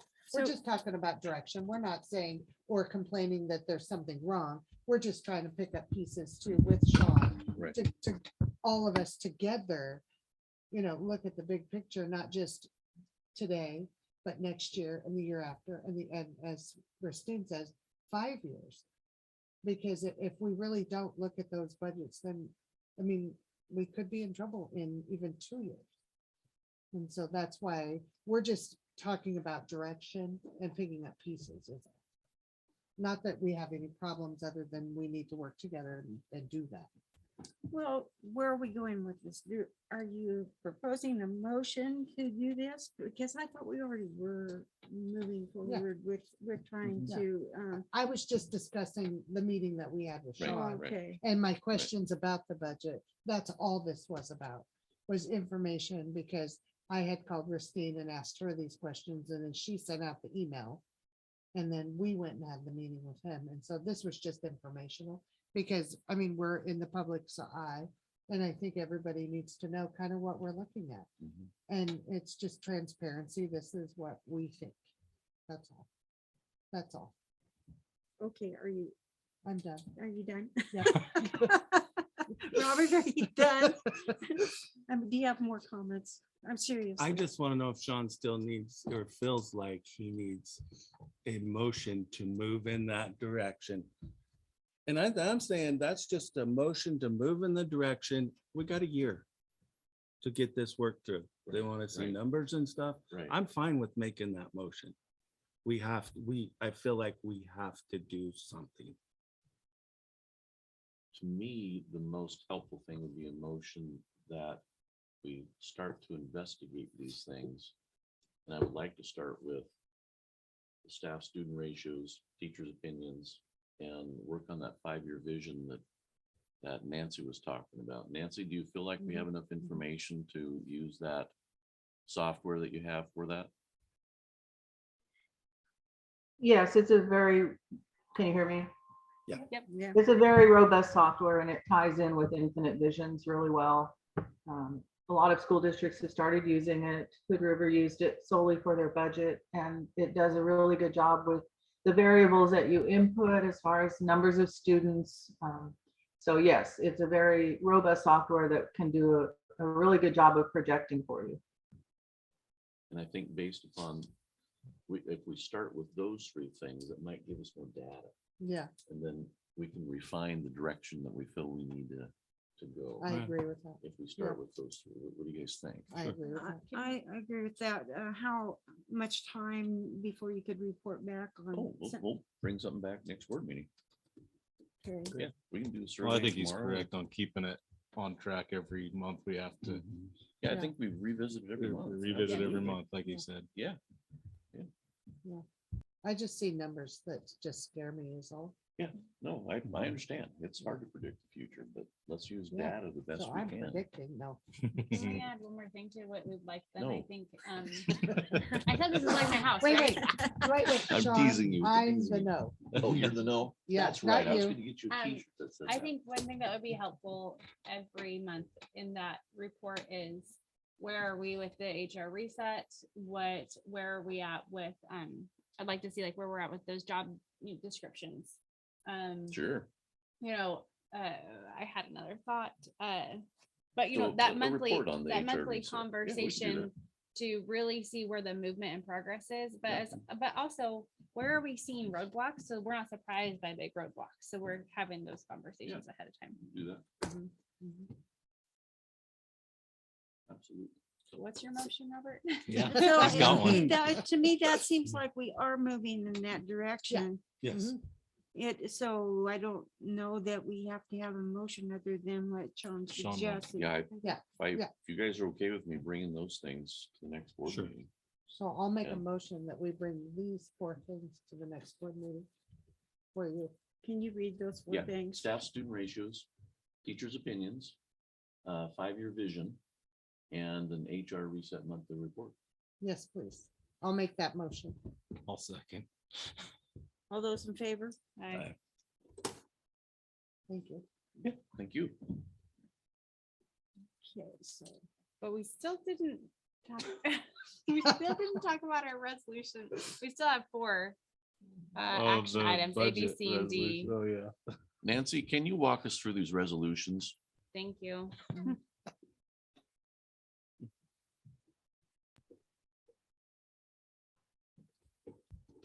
Are you there, Nancy? I am now. Yes, sorry. Again, I have to wait. That way people can't unmute themselves anytime they want to. So that's a good control. So The can you walk us- resolutions are the standard resolutions required by the state. So the first one is the resolution to adopt the budget, all funds for that number that's stated in the resolution. The second resolution sets the appropriation level, which I talked about a little bit with my financial report. So you're appropriating there by major fund and then by major function. So these are all requirements for school districts. And then you have to certify your tax rate, which is you have a permanent tax rate that goes way back to measure 5. So that can't be changed. That's your rate. And then you have the amount that you're going to certify to for the bond. So each of those resolutions are required by law. And then I will certify to the assessor the tax rate and the bond amount prior to July 15th. Does that explain it well enough? So you're basically looking at resolution number 23-003, and you just explained all 4 of those resolutions, correct? Yes. Okay, is the board okay with that? I just want to, I would just want to make sure that we are fixing the tax issue. I see the general obligation bond debt service of $90,000. I guess really want to get verification that this is fixing the overcharge that occurred the last year. So last year, that amount was 120,000. And so this year it's reduced to 90,000. There is no relation to an actual rate per thousand until that gets certified to the assessor. But that reduction by 30,000 will most likely reduce the tax rates on each property. And that is enough to collect to make the bond payments that are due next year. So I guess I think one of the things that I thought, work with me here, it's late already. I thought the 90,000 was kind of where we should have been in the first place, and that we would be a little bit lower than that on the not a repayment, sorry, an equalizing process. So there were multiple people working last year, the ESD, the business manager, etc. And so I'm not quite sure where the 120,000 came from, other than that is intended to cover the bond payments. And because it was the first year of the bond, there's no history as to how much is collected. So you are allowed to certify an amount higher than you need for the bond payments. So this year I calculated it, the bond payments minus, there should be some unappropriated ending or ending fund balance in that fund from this year that will help to make the payment next year. So it has been calculated at 90,000 with that in mind. The 90,000 is not what will be collected, it's what will be certified. And then the collections right now are running for Alsea just over 90%. For Benton County as a whole, it's closer, I believe, to 97%. So we'll get a better idea, but the debt service payments are based on the actual payments that need to be made next year. And so you'll see those on the expenditure page for that Fund 310, which is your debt service fund.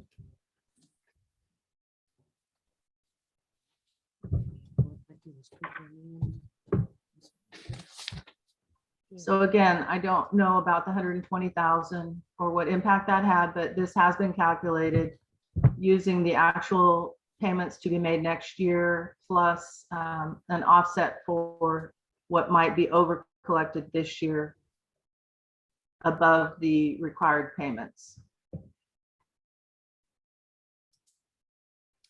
I just had it as less in my mind than that. I think. Well, it was the total, it was $1 per Right. thousand Well, that assessed was- value is what it was sold at for the voters. I think that's what it was sold at, where Yeah. I think we may have a, And if it's not under that or we're Well, that gonna was be a in trouble. guarantee. Yeah, Yeah, that was the guarantee.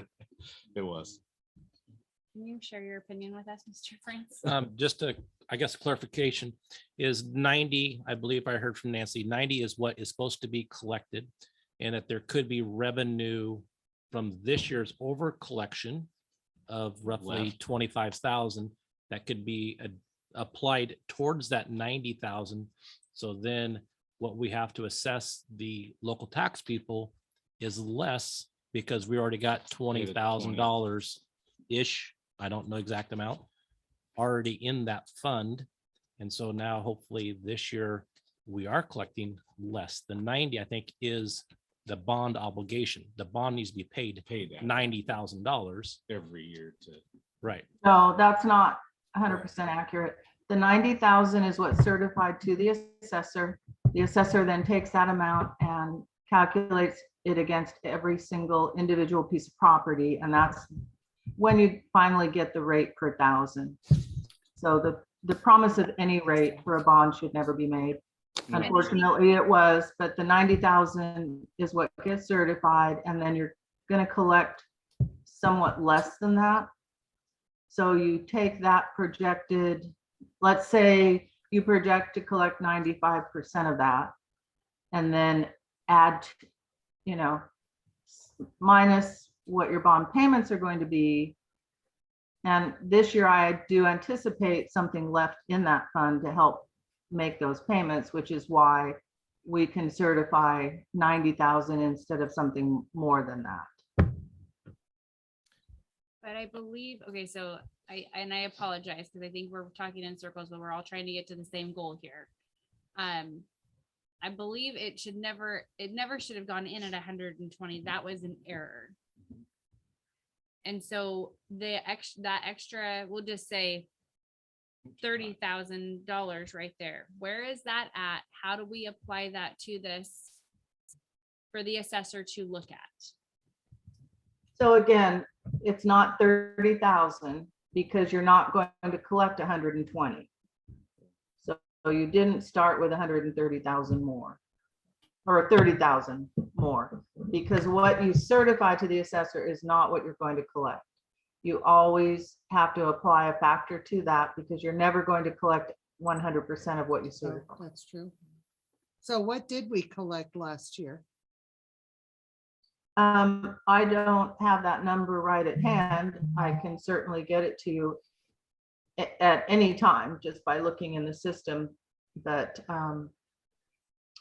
I do anticipate more than what was needed to actually make the bond payments. And that's why we're able to certify 90,000 instead of 100 or 110, whatever would be normally needed. But the 120 is not what you collect. That is what you certify to the assessor. You never collect 100% of that. Okay. That makes sense. I still think it looks like we're breaking even. We're Even. not actually equalizing at all what was over collected from taxpayers. I guess that's where I'm really struggling.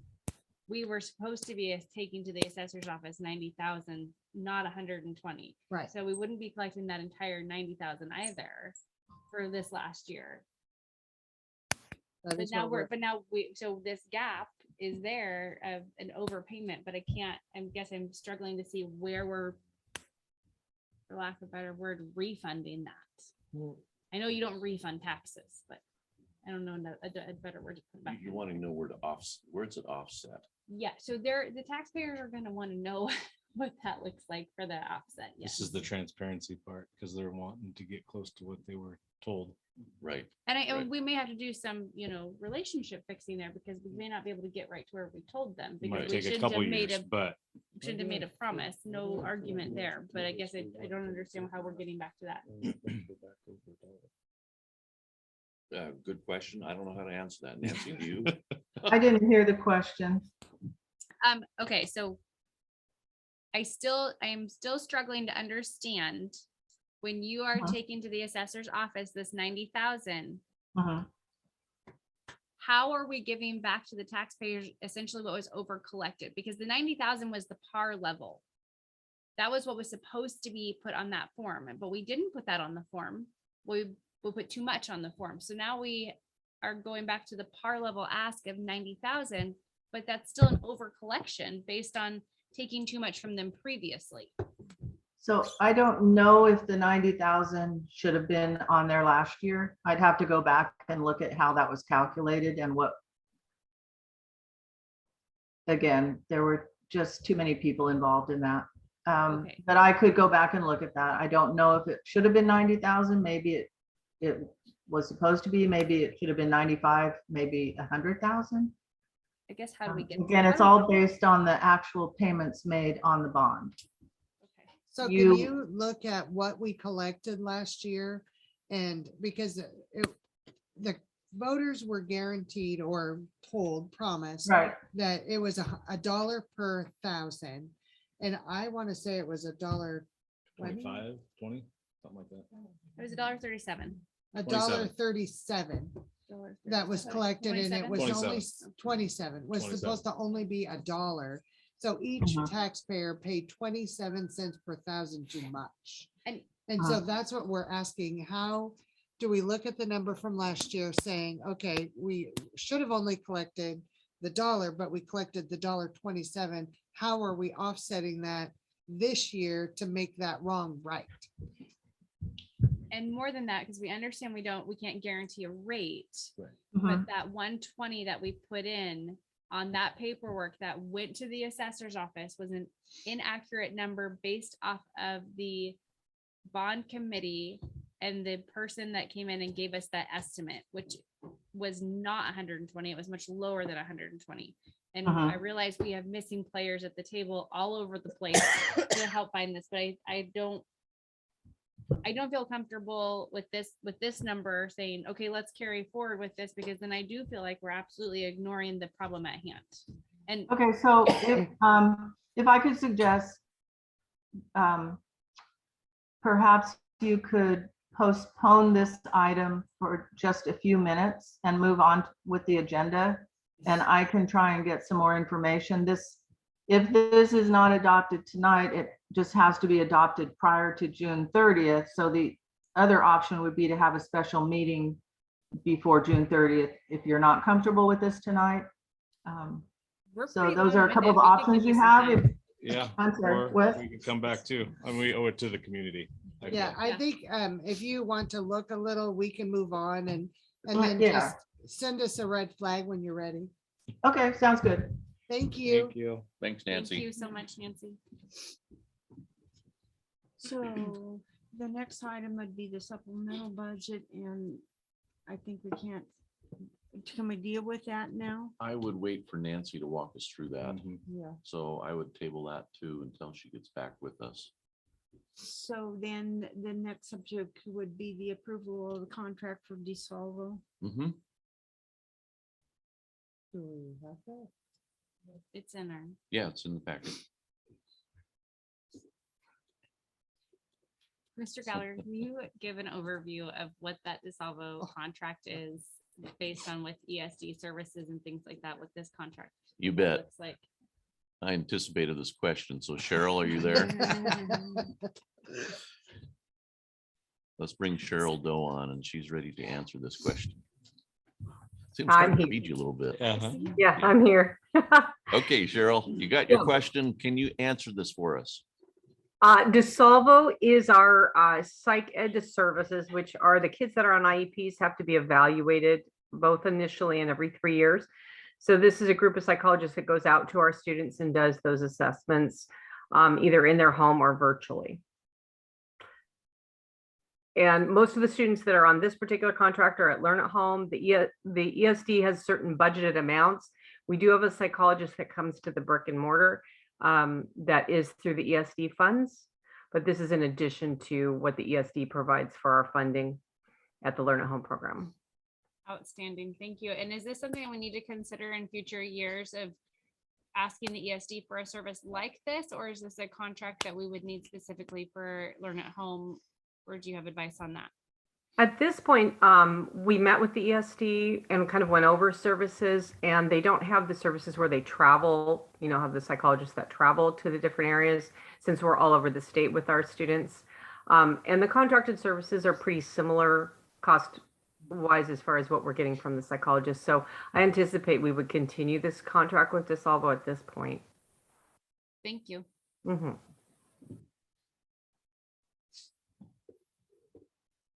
Okay. So should we call for a motion now? Yeah, I would. So, okay. Is there a motion to approve the contract for DeSalvo? I will make a motion to approve the contract for DeSalvo Incorporated. I'll second. All those in favor?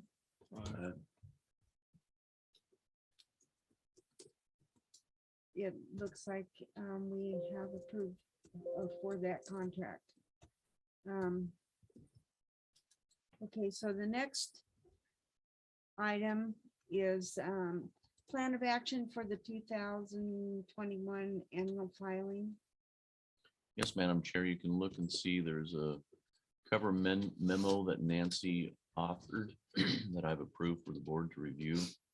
All the things that came up in our annual filing audit have been really been taken care of, but they were flagged. Like an unrecorded lease purchase. We had some organizational structural issues and then preparation of financial statements. We've taken care of all these. And so this is pretty normal for any kind of audit. They always find something and then we just correct it. And it's already been corrected? Yes. Is that what you're saying? Yeah. Mhm. So what would the motion be? To just approve this plan of action. Okay. I make a Does motion. anybody Wait, have wait. questions on it? Well, discussion. this, okay. Questions? So there's two other topics on there. There's support for cash disbursements and then grant and revenue receivables. Is Mhm. there a plan in place for those two findings from Acuity? Yeah, in terms of the grants, it's one of the things I had to catch up on really quick when I first got here. We were out of sorts with a lot of different grants. And so now we're back on schedule and back on track. When we're not applying for grants through the state, like they disperse them, then we're losing revenue. And obviously they found that. What was the second question you had? The other finding was support for cash disbursements. Cash Um, disbursements is always one of those areas that is high risk, especially when you're dealing with fundraisers for like ASB funds and Mhm. you pass around the chicken bucket and you get a pile of cash. So we are certainly going to be looking at that also. There needs to be some processes and procedures put in place to assure that nobody's accidentally flagged of, did you take $20 out of that chicken bucket? Or, there's checks and balances. And so that's really what we're talking about there, is how we're handling our cash. And that's extra cash, like. Yeah, like a just fundraiser, fundraisers and stuff. or it could be a staff member taking out cash to go buy something at the store on behalf of the district. We Just to record, on recording it. recording it, there's checks and balance. Yeah, and that's a process that with the new business manager, we need to take care of. I would make a motion then to approve the plan of action for 2021 annual filing. I'll second. All those in favor? Aye. Motion's passed.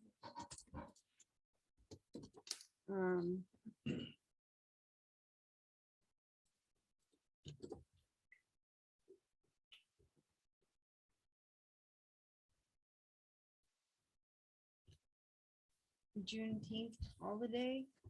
I'm sorry. Are we on the bus disposal? Well, wait. Oh, sorry, bus disposal and removal from property. Mhm. Yeah, put up in the numbers up there. You can see them all I there. just going in order. Yeah. It takes a while to be able to I just going navigate off all the- this. Well, and it's- Pages. I'm not new to this computer too, so. Yeah, we probably need to be looking at maybe getting you a mouse and things like that. Anyway, so Madam Chair, we have a bus disposal removal from property. I think there might have been some overlap with what we've done in the past, but we're just making sure that we get this in front of the board. And this is all being pushed and generated by Oregon Department of Education in terms of meeting the minimum standards for Oregon school buses. We have to replace these. And so it's nothing to do with Kings Valley or us. It has everything to do with the DEQ and the laws that we have to comply with. Yeah, I think Rich was telling us about this last meeting. Yeah. Yes, he was. Mhm. Uh-huh. Yep. And so, and did that also have to do with the replacing the buses and they had to be the same? Mhm. Yeah, because they require you by, I think it's 2025, to either replace the bus with the DEQ approved engine or retrofit the old engines to do so. And the cost to retrofit is much more than just going and buying a new bus. Right. So that's why you see the buses being purchased, and every school district's in this predicament right now.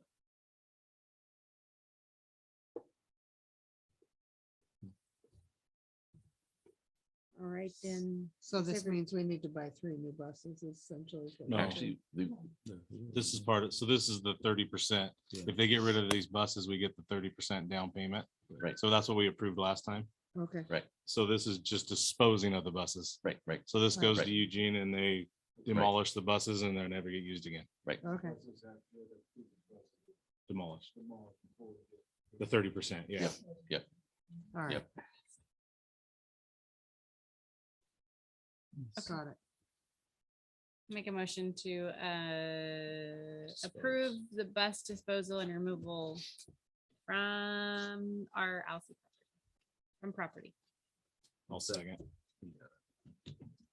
Motion has been made and seconded to dispose and remove buses from the property.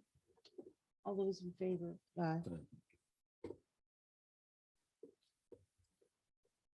Action has been approved. Exterior programmable door locks, we've already discussed those, and I thought they didn't. I thought we had approved that, or did we? That was the That bell was the bell system and That was the bell everything. Oh, that was the bill. But we did Well- talk Right. about the We laws talked about also. them, but it was just the bell and Right. the comm, right?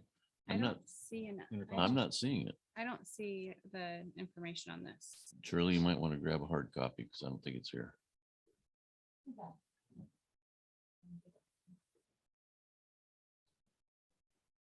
So while Shirley's looking for the hard copy, Keenan, you want to talk to us again about the electronic locks? Yes. Is it just for all the exterior doors? And what, is there an option? Because you're finding options obviously that are expandable, which is awesome. Are there options that can lead to interior door locking systems? Yes, what we're looking for right now as far as interior is. Night locks. Okay. Which is a manual lock system. So are these cards? Will they work on cards or anything? Like opening, closing cards? The locks? Yeah. Yeah, you can use a. Swipe a or? card or. Oh, nice. And that's the nice thing, because right now we have a serious key problem in the community. Everybody seems to have a key. And Not me. I turned mine in. Any one of the contractors, they can type it in. we have it for 3 or 4 days. They're done. Okay. Nice. And is there a system that records who's locking? yeah, okay. Station. So a mainframe would record all the activities. Yeah. Punches it in, so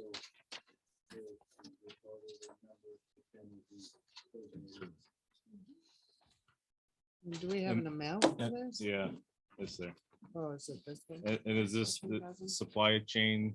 They got all this stuff and good to go? Perfect.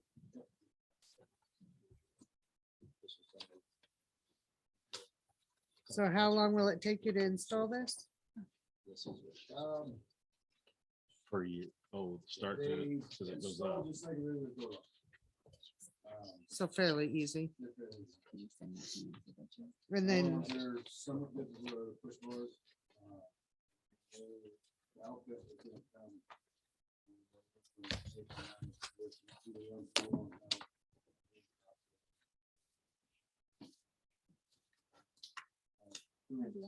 Locks and that. Well, it has all the tail pieces. to work with. So our keys will still in the lock. That's the. Three, hard key and so we're gonna have a key and this? So Well- what's the point of that? Because isn't this supposed to take away the well, key? So but if, then, if it doesn't work, then you can still get into the system or the school. You gotta have something to make sure if the electronics go wild. well, you I could- get that, but how are you gonna monitor if they're using a key? This is to keep everyone from getting a key that has keys now. This is like They giving can- the key to they- Keenan. We're getting all the keys back. And they can also change the style of the Yes. key for tumblers on it, so that it won't even be the same as these locks. Okay, okay, that makes more sense. Yeah, Okay, so that makes more sense. So Okay. I thought everybody was gonna have a it's the key same thing. and this, and I'm Yeah. like, well, what's the point of that? Okay, But the main purpose of this is security and lockdown. so I would like to make a motion. Wait, I oh. wanna, sorry, the last page has circled areas where everything's going to be and then question marks included in that. So it looks like some of these exterior doors to teacher classrooms are question marked. Is that because we don't know? That was the map that I made with Keenan, and I was looking at what doors to locks on, the discussion, I think. last I heard was to make those exterior doors in classrooms. When we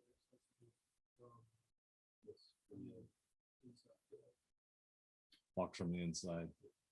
Okay, and then when we look at the high school wing of students, are we gonna start having our kids all enter through the elementary side then? Or what does that look like for like entry of students during like when school starts and stuff? Because when I think about the security of it, there's absolutely no point in keeping the doors open when you have these things during the school day. So what are we doing for and maybe that's not your, and maybe you don't have an answer for me on that. That's fine. Okay. So that might be a culture Yes. shift for some of our students too, that they may have to Yes. change their mindset on how they enter and exit the buildings. Yes. There's a learning curve. Give you some things to look at for the staff. Yeah. That's fine. Yes. So there'll be no entrance on the high school side? I mean, there's a door, but it'll be locked. They'll have to come around. So they'll park over here, but yet have to, Both the high school and elementary will have the same push bar style. lock. and it'll be, That same lock, uh-huh. but they can stay open or they can be locked. One is they can push a button and lock them. So they just don't want to prop the doors open. Right. They want to make sure that they can go in and out, but they can lock them when they need to lock them. Yeah, So okay. So that's no part keeping the of doors open. Yeah, procedure process that you Yeah. guys are gonna work out once you get the Yes. locks in place. Yes, we Okay. don't have it all worked out. We're heading there.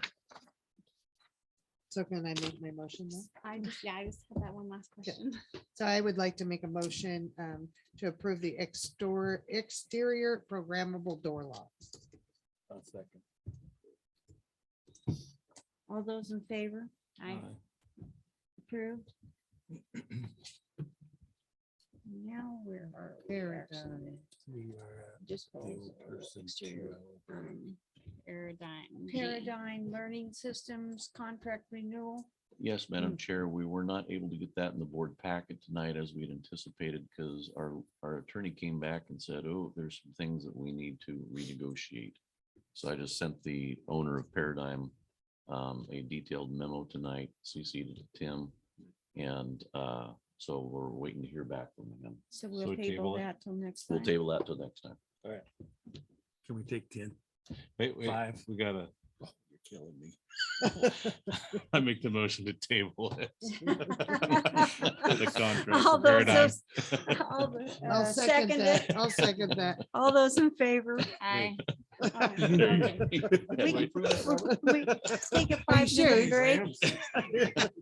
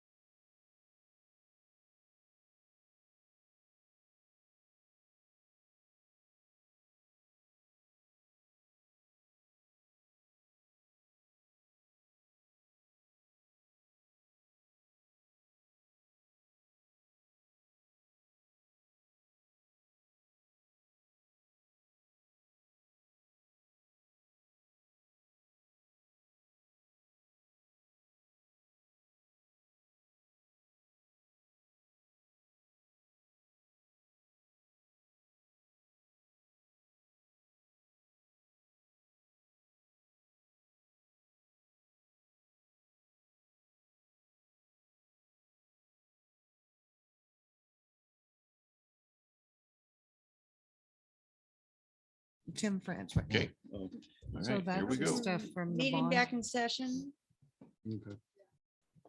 So Kingfisher Project, H. Okay. Is there any discussion on the Kingfisher project? I did the first one. Is that yours? Yeah. You're great. You oops. Yeah, it's a fact. So the Kingfisher Project is a recommendation from the Alsea Historical Society to take over the project, because we're not doing anything other than just storing the information here. They're wanting to preserve it and be able to share it through the Historical Society with the community. And so I don't have much vested knowledge of this, so it's really a board decision in terms of Me what you either. like to do. Kids worked hard on. I think if they get it out there and want to have it available to the community, I think it's great. There was also a section in there that talked about that they might make future issues and coordinate with the school about it. Continuing. Yeah, Yeah. because With this the- is actually, I think, a extracurricular class that they I did. don't believe we it still was- have it though. We Barry. did it through our English. No, yeah, it was through English. Are we doing Kingfisher at the school right now? No. Last one doing anything with that was going to barrier. Mm. And that's through, I think it was in junior high, right? Yeah, it was it high school? For Yeah. us. Mhm. I don't remember what. I don't remember what year, but it was Patsy. We were the first year and Patsy took us and we did it. And then an advanced class went with Bonnie. And the kids had to go out and interview people that Mhm. they. Oh, Noah that did that. chose. Yeah. Yeah. Mhm. I've looked at a few of the issues and they're quite informative. Neat project. So Maybe a Mike, historical society would like to come and do some stuff during J term.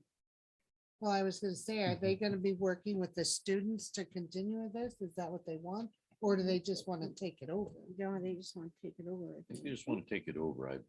They did not say anything about students to me. Tim?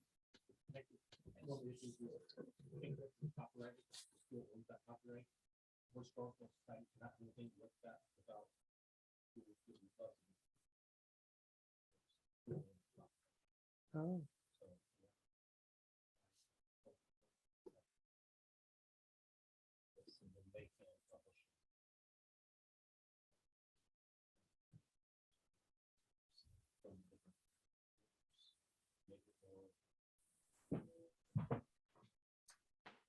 And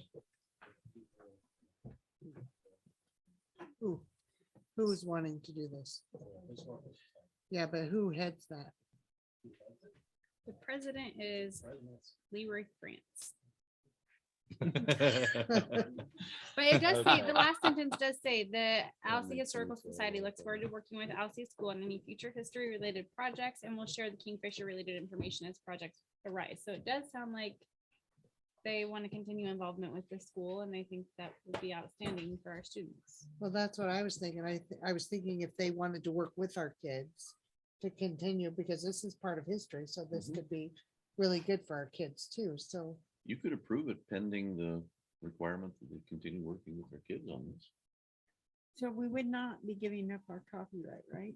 We would just be sharing it. Sharing. sharing it. Sharing it. If they're publishing it, I think they have to have the rights to the information and the copyright.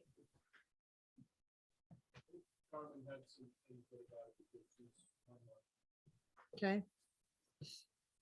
Carmen, you have something to say? Not yet, but my dear friend unmuted me. I was gonna say something earlier when you were talking about the contract stuff and everything, but Okay, so it's not on this. no, not on this. We're good. Okay.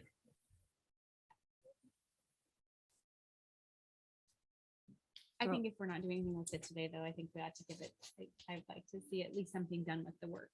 I agree. I'd like to turn it over to the historical society. I see their page on Facebook all the time and I post things that people give me and I think it's a really great idea. what was that motion you suggested, that they continue their work with the school?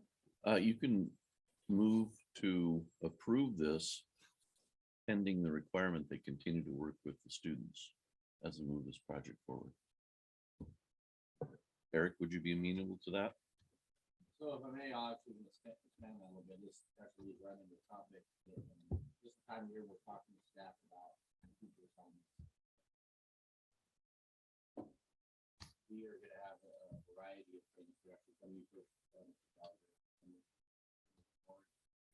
Dave Crow in particular is one of the ones that I'm working with, that, there are several things that of historical, traditional importance we feel like we have been left to the side. That we have to like look at.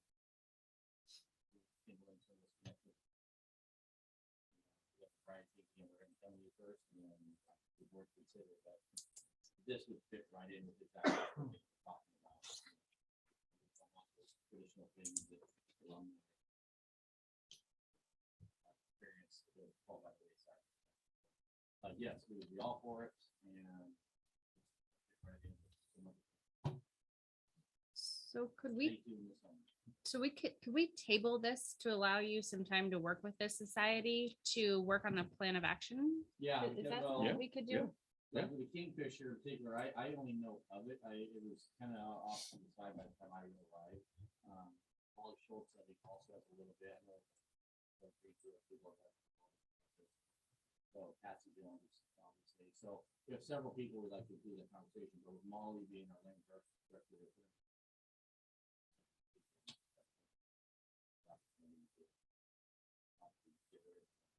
Yes, we would be all for, I mean, working with that.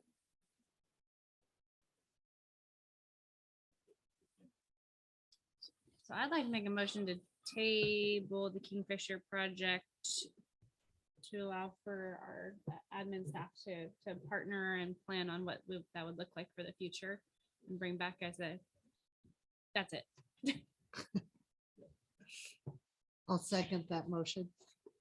Do we have a timeline on when we might be able to get back to the Historical Society about that, or? I think it'd be appropriate to tell them, yeah, we're absolutely gonna work with them. We're just trying to probably define our end of things. They have some things they want to get going, creating the offset features. They have a lot of continuity work they'd like to do in the fall.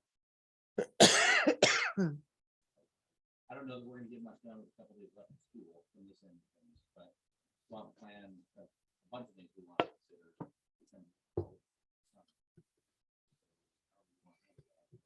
So we can get back to Leroy and just say the board has decided to table this because we want to develop some potential student education opportunities. But in the meantime, you guys want to work with the Historical Society.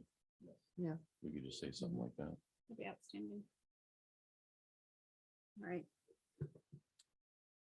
So did you want to make a motion again to table? Yeah, I do want to make the motion to table to allow for our admin team to build a process and plan around the Kingfisher project. And I'll second that. All those in favor? All right. Motion has passed. Table Kingfisher project has been tabled.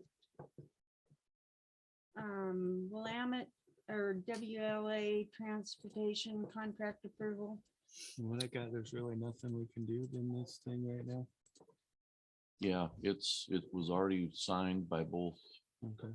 entities and we're already a year into a 3-year agreement. I just don't Okay. believe it's ever been board approved. Can I suggest we change some names on there Sure. to update our current administration?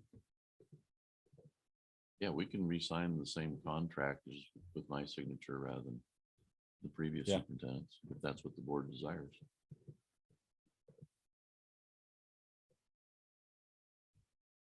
Would you like to make a motion to do that with the changes you would like to have on there? Yeah, is everybody else done discussing? Mhm. I make a motion to approve the contract with the changes of Sean Gallagher on the contract. Also, could we we have to appendix A with appropriate personnel. Appendix A, and Appendix A with appropriate personnel, yes, yes. Oh, good point. Yeah, it's there. Okay. Thank you. Is there a second to that motion? I will. Second.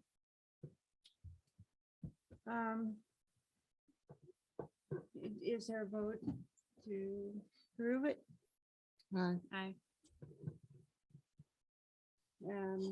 Motion's been carried. The contract can be approved with changes in appropriate personnel being put on it. Okay, so Juneteenth holiday. Yes, Madam Chair, you'll see in the memo there that the state of Oregon has declared Monday, June 20th as a state holiday, honoring the freedom of enslaved people in the United States. In accordance with state law and comparing with other school districts, I would recommend the district closes on this day. This will be an unpaid holiday for all district contracts less than 260 days, but a paid holiday for all 260-day contracts. So this is just a new thing coming through the state, started with the feds last year, and I feel that we need to be honoring this.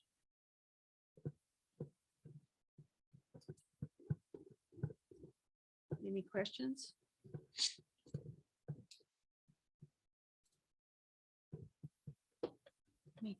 Excuse me, sorry, I'll make a motion to approve the Juneteenth holiday. I'll second. All those in favor? Aye. Aye. The motion has been made to Linda, approve, huh? I think there's some kind of opposed. Oh, you're opposed? No. I didn't hear an aye, so. Are you an aye? Okay. Okay. So unanimously approved to approve the Juneteenth holiday. Is that true, folks? Yes. Okay. School board training retreat. Madam Chair, we actually put it in twice, so I would say table that until section 11, where we have the school board training retreat. Okay, Apologize for that. all right. Best salary adjustment. Yes, Madam Chair. Nathan, can you get Carmen on the line so she can participate in this conversation? We have a current salary schedule that you can see attached there. It's entitled 2021-22. That the summer enrichment bus route field trip line item, it was only intended for a 1-year deal. We look back at the board minutes and that's how it was approved. So we're recommending that it come off, because as Carmen can maybe give some examples, it's really been a problem for us. Carmen, you want to make some comments on this? So when that was put in there, we didn't have any bus drivers, and the pay rate that our bus drivers are at now was less, way less. And in order to get bus drivers to do the summer school with the grant money that was provided, they raised the pay to $25 an hour. We got drivers, they came in, blah, blah, blah. Then after that, the board approved for the bus drivers to have a higher rate of pay for starting and sign on, because we were losing bus drivers right and left, because all the not all the bus companies, but most of them were offering $35,000 a year sign on, all that. Anyway, cut it short. The summer school pay was added for 1 year, and now we have bus drivers who are driving and have been driving, and I think they should get paid bus driver wages. If you're driving a bus, no matter what it's for, you should get bus driver wages. And so I went to Sean and Anastasia and talked about all this, and we come up with the whole thing. And that's kind of where it's at. We're also adding the, you want to talk about the type 10 drivers, Carmen? Well, type 10 drivers are van drivers. They transport our kids to athletic things and to and from school. They don't have the criteria and all the training that we had to go through as bus drivers. So they should not be getting paid the same as us. So therefore, I say type 10 drivers get paid type 10 driver wages. If they want to get a CDL, they can get CDL wages. They don't have it, they don't get it. That's just me. I have a question on the type 10 drivers because they don't hold a CDL. Is our district policy that they're still held to the same standards as somebody that holds a CDL for drug testing? Yes. No, No? no, the thought they type were. 10 drivers do not have to do drug testing. They don't have to do anything. They have to have a first aid card and they have to have a good driving record and they have to be trained to drive a van. Note of that in our policy reset to have a conversation with OSBA on We what could. options We we could. have for type 10 drivers. We please. could. There is a transportation policy Thank you. we would have to look at. For sure. Thanks for that clarification, Carmen. Yep.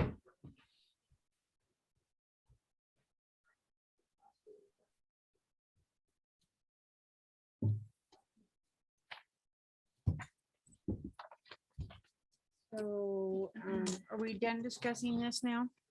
Well, No? I kind of got a question about the enrichment. Is the busing paid for the enrichment through the grants program, or are we paying?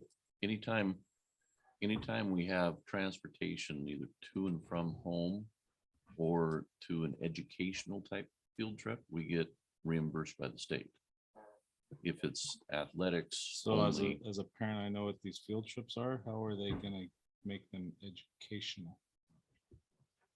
well, No. the man was sitting right there, Mr. France.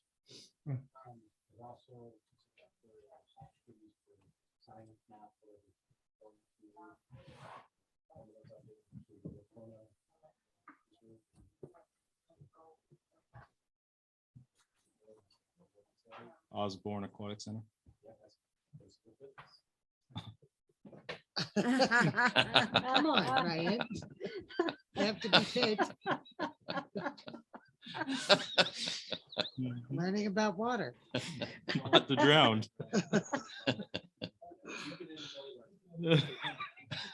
Down. Some people like math, some people like swimming.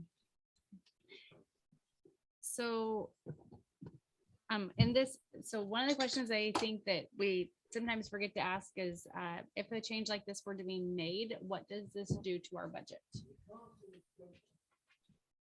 What does this increase look like overall? Well, Tim, how many trips you got scheduled for summer enrichment? No. 7? 17. Morning. Carmen, do you have that? Just a second. I have it. If my dog would quit biting on my pants leg.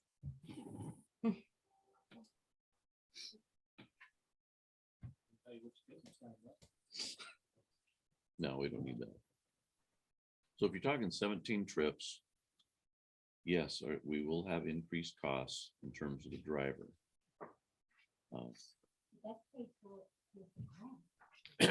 But if they're educational trips, we will be receiving reimbursement for those trips. So then there'd be no increase to our budget. Well, it's only at 70%. It's only 70%. Oh, so there is. So there is increase, increase. There 30%. will be an increase, and no, we have not done the math. But not in the summer. What do you Well, mean? what they're comparing, Carmen, is if we were paying them $25 rather than their regular wage. But- Oh, okay. I missed that part. The educational trips in the summer that's under grant is not reimbursable through the That's state. what I was thinking. Well, it's- So it's 100% out of pocket for enrichment. Are you sure on that, No, I Carmen? thought it was. Say that again. Sorry, I missed. So my understanding is the summer program is done through a grant. But I don't, there's transportation. I know the the learning part of it is.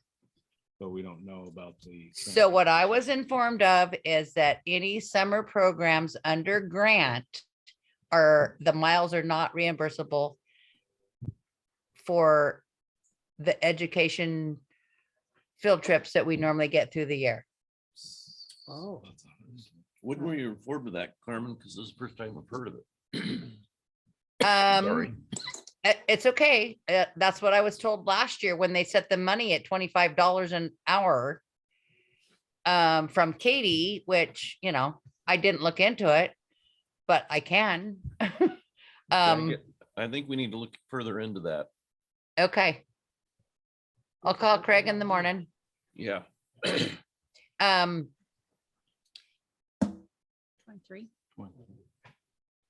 I One do for know, Field trips say it for again. the summer program? For all ages. There's 3 different age groups, right? And also keep in mind, we're getting a grant to fund this. And the Right, that's why it wasn't transportation- that's why I was told it wasn't reimbursable because there was grant money to pay for it. Oh, so we can use the grant money Yes. towards, Yes. is Yeah. that, Yes. Yes, is there enough yes. in there for that also? I think so because that's what Yeah. Tim gave me a list of trips. I gave him a spreadsheet of how much it would cost for transportation. But I did rate it at $25 an hour at the time because that was what was written in our pay scale. And now we want to change that and bus drivers get paid what they get paid to drive a bus, no matter what they do. I mean, I'm good with downtime at a sport event to the lower rate, but the drive time, they should get paid what they should to drive a bus.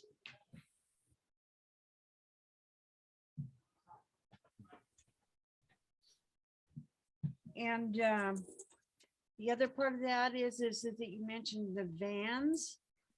And so are those drivers also included in that too? Or is it just school Okay, buses? so a van driver does not have to go to training, does not have to do anything, is not subjected to drug testing, nothing. They have to have a first aid card. Simplified. They should get type 10 wages to transport students, whether it be sports, whether it be educational, whatever it is. If they're taking that trip, they should get paid what a type 10 driver. If they want to be a CDL driver, go take the test and be a helpful hand to me. Sorry. So, What I was asking is if there will be van driving going on with this, it will be paid for through this program, so they would be 2 separate wages. Okay, so this summer, there's gonna be a lot of van driving because we have several programs and they are going to use the van and they will be at van wages. The only ones that will be at bus wages is when there's more than 6 kids going on the trip. And we won't know that till Friday as to how many kids are going on the trips each time. And that will determine whether we need a bus or whether we need a van driver. And I won't know that until all the paperwork's in from the parents of signing their kids up. and Carmen, I think we need to talk about this, but I do want to refer to, there is a drug and alcohol testing policy for transportation personnel. And it treats all personnel the same, doesn't differentiate between type 10 and CDLs. Standing, thank So. you. I know it doesn't, but ODE does not require a type 10 driver to be in the drug pool. But we can do that with our With our school policy. policy, Mhm. Carmen. Yes, sorry we about that. can. Yes, So we thank can. you. Yes, That's what that yes, was we what my can. question was about. Thank you. Yep. Okay, sorry, I missed it. I can't hardly hear. I'm leaning over in a chair in my seat with my speaker hanging over where it echoes. So I guess my question is, I'm looking at this approved classified salary schedule for the bus drivers. And it shows 25 an hour, but then at the head of it. Come on, move. It says that they want 28.47 starting instead of 25. Are you looking at 2021 or No, the 2022? page, let's see, page 3. Yeah. Is 22, 23 proposed? Yeah, So regular bus driver says 25 first year, 26 second Yep. year. So are you wanting to change that to the 28? no. That top line was what the board has already approved. Right. What should have happened is when that top line was approved, the line that you see back on the 21, 22, that is 25 only for enrichment and field trips. That should have been eliminated at that time, because right now we have two different pay rates for our bus drivers. And what Carmen is trying to say is that it's awful tough to recruit bus drivers when you pay them only 25 an hour versus they're used to getting like 27 or 28 an hour.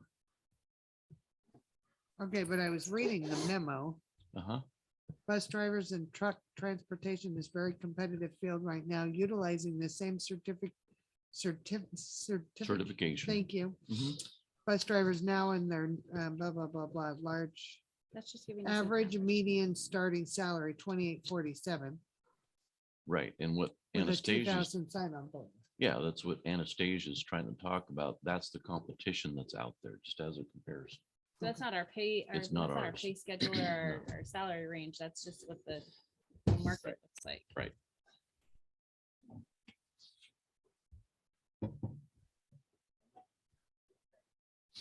So I'm a little bit confused, and somebody's gonna have to explain this one to me. I know, I understand what she's saying is that the van driver should be paid their rate and the Yeah. bus driver should be paid there. Is that on there, or is it as an Mhm, it adjustment is. for all Yeah. of them? Yeah. Okay, So if you look at the 22, 23, Page 3 and 4. page 3, yep.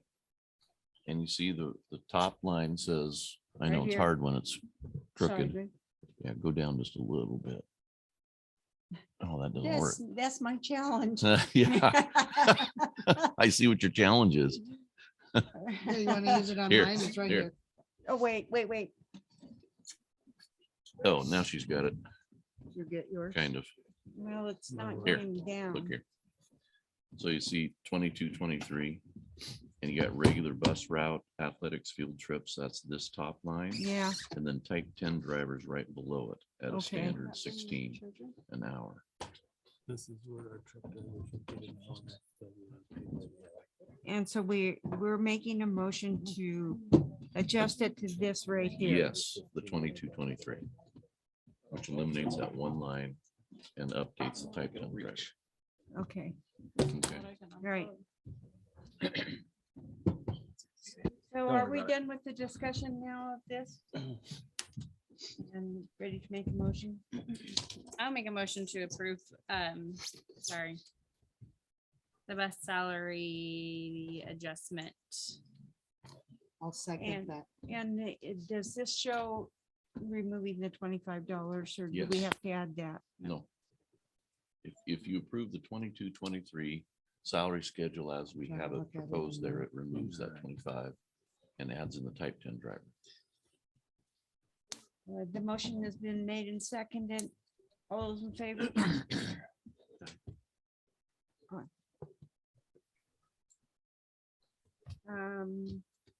Approved? Yeah, it has been approved. All right, He so, did. huh? Thank He you, said, Carmen. he's being quiet. Thank you. Sorry, my computer's gonna die, so. I know, I agree. It's almost 10. My chariot's turned into a pumpkin. Okay. Okay, so now I'm stuck here again. Next item is. Yeah. vacation holiday. So are we adding these days? Is that what we're doing?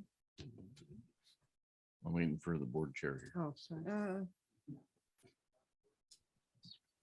Vacation pay and holiday. Item M, vacation pay and holiday. Thank you, Madam Chair.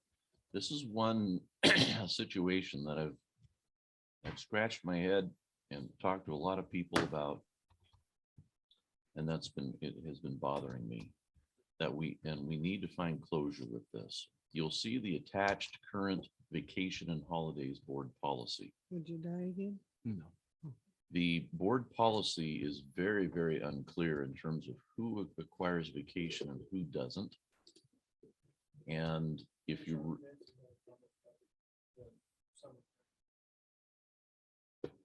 Excuse me?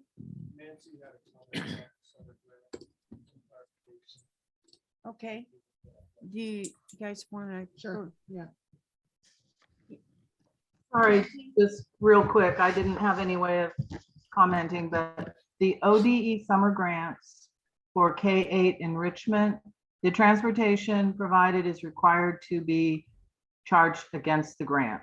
And that's why it's not reimbursed at 70% or 80%, because it's a total cost to the grant itself. I just wanted to clarify that, and I wasn't able to get unmuted, so that's all.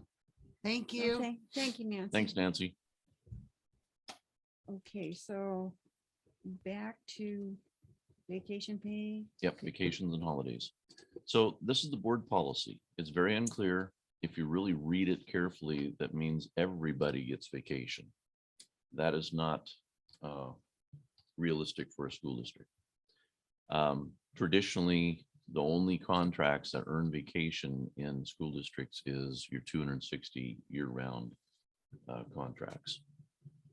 So we contacted OSBA and said, what do you recommend?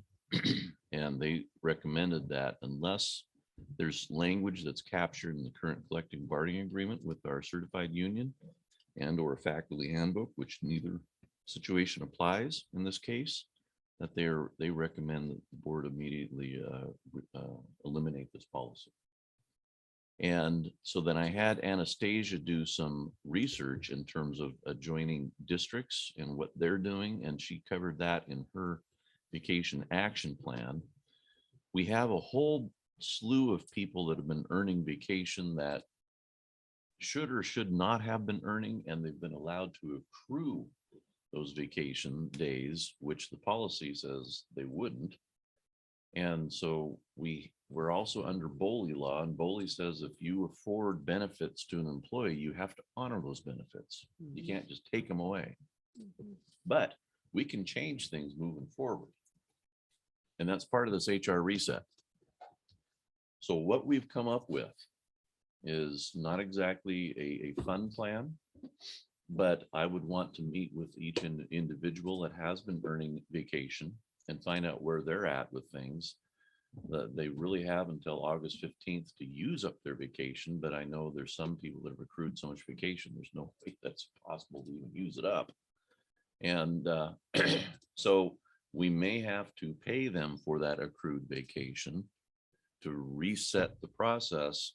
And then OSBA says there is no policy that they recommend for vacation. What should be covered is in the faculty handbook, where we simply state 2 60-day contracts or 10 days of vacation per year. And that's basically it. So this is a big lift, because if you look at the potential payout for this, it totals about $74,000. Yeah, ooh is right. But if we don't do anything, then we continue digging ourselves deeper into a financial burden. Oh, huge, huge financial burden. I'm just starting to scratch the surface on comp time. That's probably the next big reset that's coming. Can you, so Anastasia did some research on this, and she talked to local districts in the area. I think one of the things that probably, I'm speaking without a lot of knowledge here, so I'm just going to make some assumptions. My assumption is that some of the reasons things like this were put in place were for staff, retainment and being attractive. So Part of it. I would imagine. If you're on a 260 contract, you're working year round, so you need to have some vacation. But if like schools in our area, other charters and things like in local school districts have a policy where they're not outside of 260 aren't accruing vacation, then maybe we should be following that. Yeah, that is the modus operandi. I agree with that. I think it actually used to read as the vacation fell on a weekend. It wasn't a paid one, and I'm positive that's what it said once upon a time. Yeah, this has all That been used to be- renegotiated through. Yeah, that used to be a common thing, yes, Mhm. common practice. You know, if you have somebody on a 220-day contract, they still have lots of time off that they could be taking. They still need to be there when kids are there and things of that nature, but you know, when I was a high school principal, it's 220 and I had most of summer off. You know, that's just how it works. So we are deleting this policy. We need to That's make a what- motion to delete this policy. Delete this policy and then let me handle the rest of it through the faculty handbook that I'll be re-authoring this summer, which I'll be bringing to the board for approval. Okay, so So do we, before you make a motion, it is almost 10. how we're handling this would be, you would also be having discussions with staff members. Yeah. They'd have to use the vacation time by August 1st. Is that what I heard? August 15th. August 15th. Else we would pay them, but Otherwise, they get I know that some have already talked to me and said, just take it. I don't even want to deal with it. So Are you it, even legally allowed to do that? I don't know. Yeah. I don't know. I'm not, I don't know. if This I- is a mess. So yeah, okay, go ahead. So I'd like to make a motion that we delete this policy for vacation and holidays. A second. All those in favor? Aye. Motion has been approved to eliminate the policy for vacation pay, the LC policies. Mhm. Okay. See if I can get this thing to go back where I want it now. What's the next one, Sean? Just so we can Seismic move- grant. So, Madam Chair, you have a physical copy of the seismic grant in front of you. This has been the application that was sent in last year and this year. We still haven't heard from Business Oregon as to whether we were selected for this year or not. I just checked the website tonight. I know it was submitted before I came. Okay. That's why there's previous people's names on it. I've probably been involved in at least 7 seismic grant projects in my career. And after reviewing this, it's a good application. I'm concerned there's some red flags that might kick us out because it's very, very competitive. And so if we don't get this seismic grant this year and we want to reapply for next year, I definitely want to be involved in the authoring of this reauthoring of this grant. But it's up to you to read it. The good news is that we don't live on soil that has a huge liquefaction factor. It's pretty solid.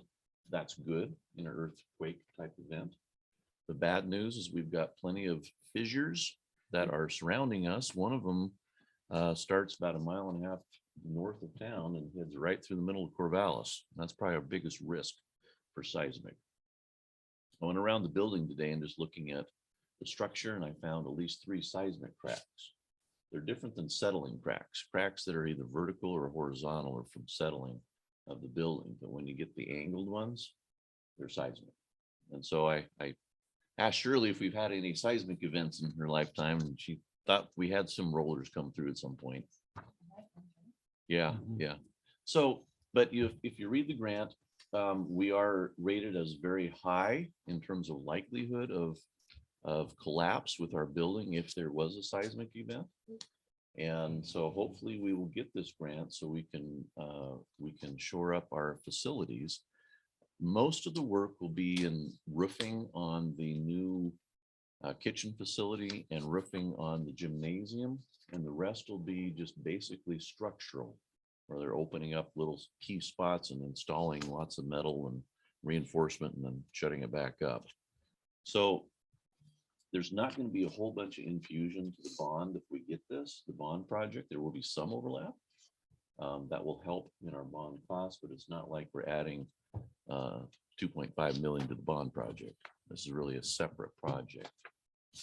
So let's keep our fingers crossed, and you have a copy. Call me if you got any questions. So it's kind of technical in reading, but it is interesting information. You don't need an action. This is Don't need just an action on informational. this. Okay. Okay. Any questions, further questions? Summer academic grant. What is Yes. there required an action on that? Yes, need an action on this one. This is the State of Oregon grant agreement that provides 34,663 and some change for summer academic support for high school students. And this is the grant we were talking about earlier. That's funding our summer enrichment program. Just the high school part. Sorry, yeah, just the high, thank you. So where's the other part of it?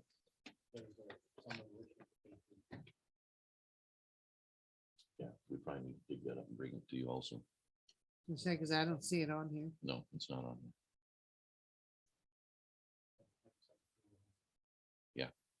Okay. Yeah. Oh, okay. All right, so are you Just need approval. needing a motion, Linda? Huh. Should we do a motion? Yes, So I'd like to make a motion to accept the summer academic grant as written. for the high school only. Well, for the high school, that's the one we have right now. Okay. Yeah, we don't have the other one. Yeah, we didn't. brought that I'll one. second that. All those in favor? Uh, Motion has been approved for the summer academic grant for high school. Business manager services recommendation. Yes, Madam Chair, the earth is getting awful big in the window, because we're looking at Nancy not being with us after the end of June. And we've had the business manager position open for a while. We've attracted some applicants, but none of them are meeting what we deem as the minimum requirements. We really need an experienced individual in this position for the heavy lifting that we're going to continue doing with our budget for next year. So we have an opportunity to contract with the ESD. They're bringing in a new person that is very experienced that they will be potentially assigning to us pending the board approval tonight. And that person will be able to be here a couple days a week, the rest online, and will be taking over our business management services. I plan on keeping the business manager position open because you never know who you might find to apply. And it's more of a long-term type deal.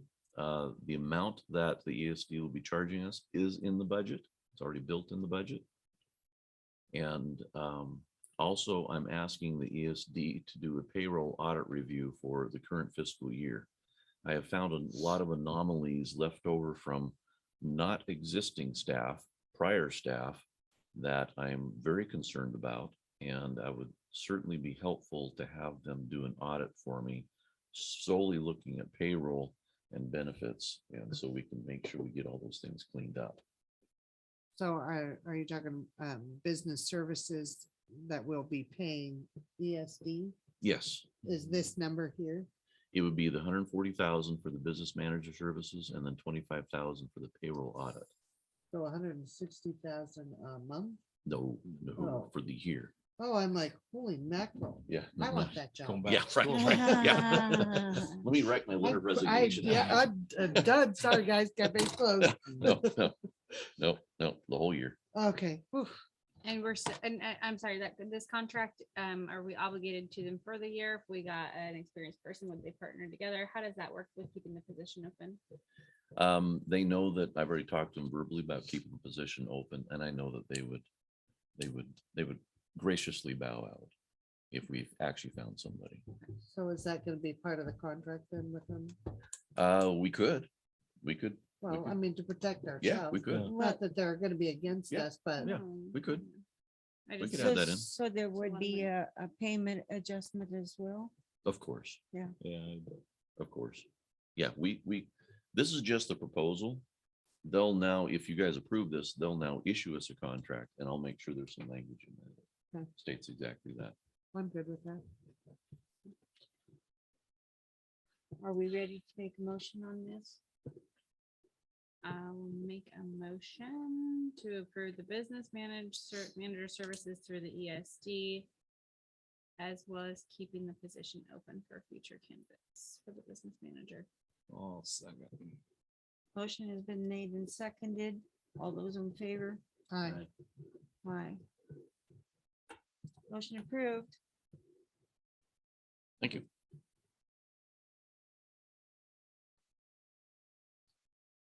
I can stuck here again. Let's. We're done. So we're on 11. School board training retreat.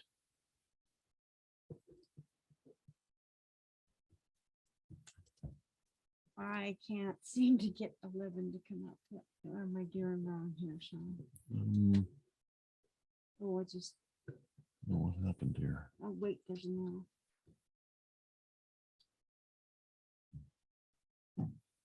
11. Oh, there it There is. it is. So Sean, can you give us a rundown on this? Absolutely. So Vincent, he said, spoke to the board about a retreat to continue with training. And I asked him what retreat for a school board looked like, and he told me it could be done any one day of 8 hours or 2 days of 4 hours. He would most likely conduct the training here at school, since it'd be a free renting space.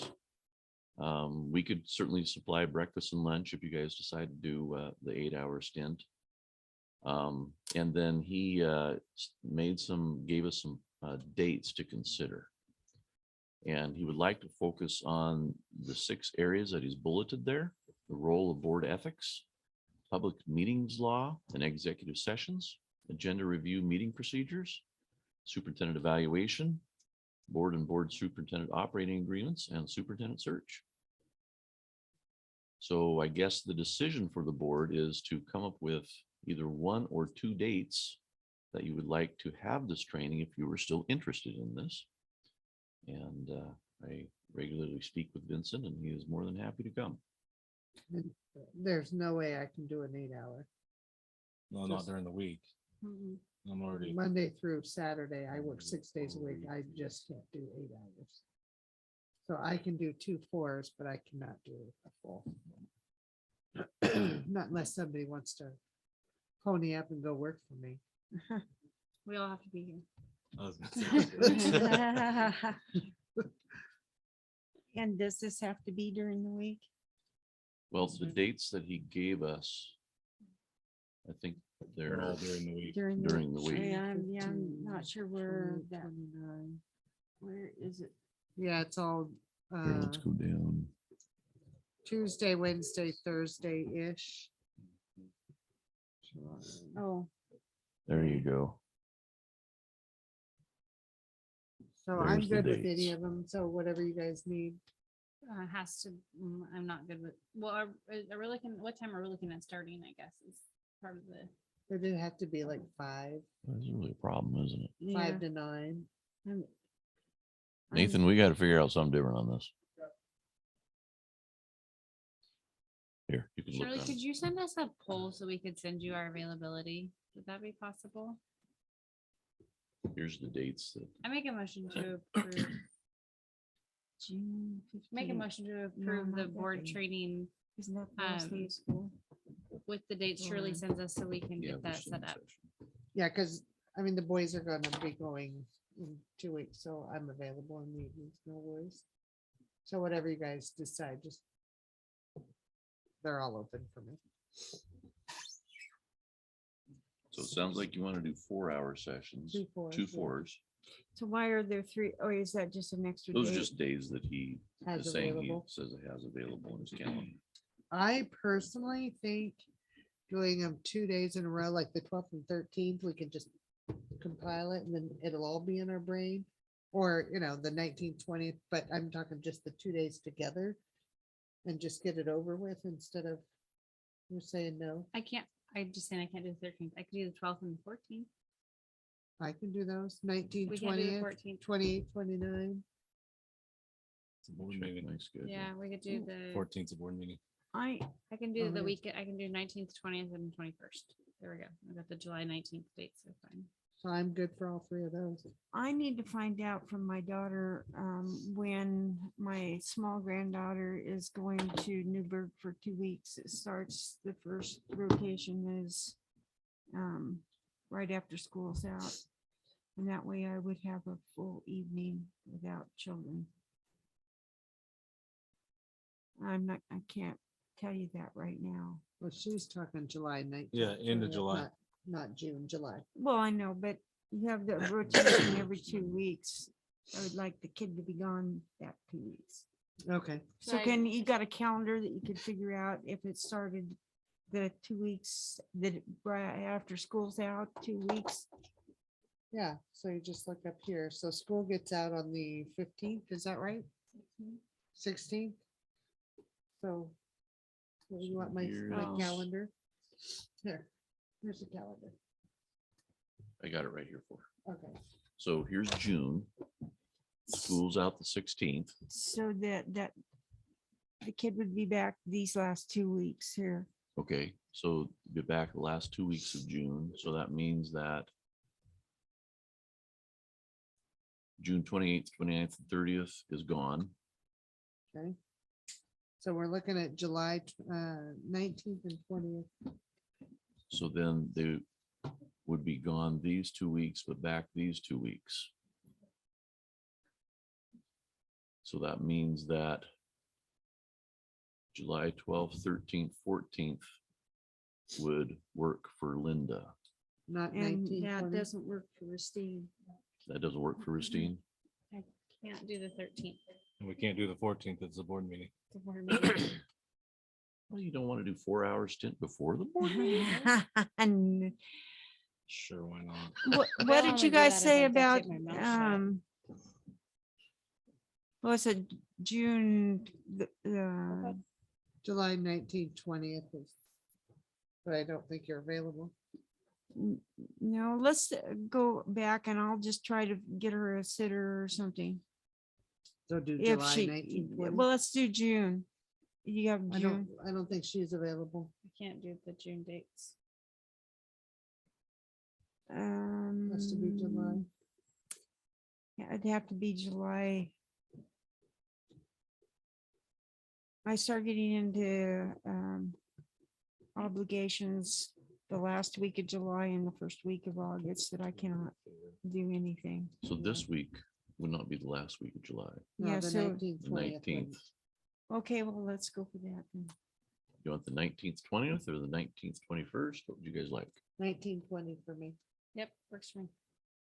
So do we have an agreement, July 19, 20? Yeah. Robert? Just Yep, take them. we're Can I there. make a He motion says, to- yeah, I'm fine. I just won't worry. I'll sleep all day the next day. So I'll make a motion to approve a board retreat on July 19th and July 20th for 4 hour sessions. I second. Yeah, all those in favor? Aye. Okay, the motion has been made and seconded and approved for the retreat to happen on the 19th and 20th, did you say? Uh-huh, July 19th and 20th. 20th. It's approved. And now what is the next thing? here? Personnel consent agenda. We have 2 resignations, Jackie Hendricks and Suzette Vogler. And we have 3 new hires, Bart Rothenberger, Michelle Morimoto, and Heather Shunk. Does anybody have any questions or conversation about that, or can we just approve it? Do we have a contract? Do we have contracts? We for will these? be issuing contracts later. We got to work through the vacation thing. Okay, I've got other things that- before we can issue those contracts. It's just run off the pay scale. that you Yes, the have salary off the- schedule, it's already board approved. Absolutely. And has everybody seen that salary schedule? Would you be able to send that? I could send that. us? Mhm. Cause that I was could send, helpful. yeah. So surely let's send them all the salary schedules. So they have all those. I mean, I'm sure I've seen it once when we approved it, but that was before yesterday. Sure. Yep, we can send those to you. Okay. So because it's a consent agenda, I'm gonna make a motion to approve the personnel consent agenda. Second Motion has been made and seconded to approve the personnel consent agenda. All those in favor? that. Been passed unanimously. They don't like to go home. I mean. They've been dutifully sitting here the whole time.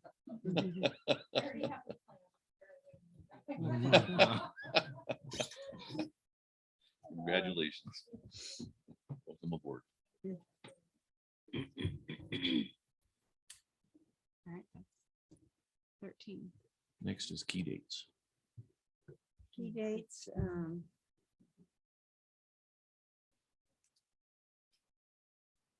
important dates are J term is Monday, June 6th to Thursday, June 16th. Graduation is Friday, June 10th at 7 p.m.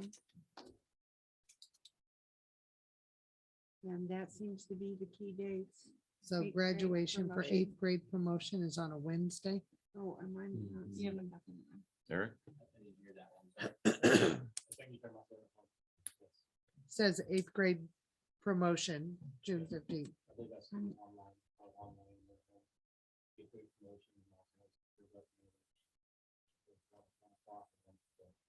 No, this is for 8th grade.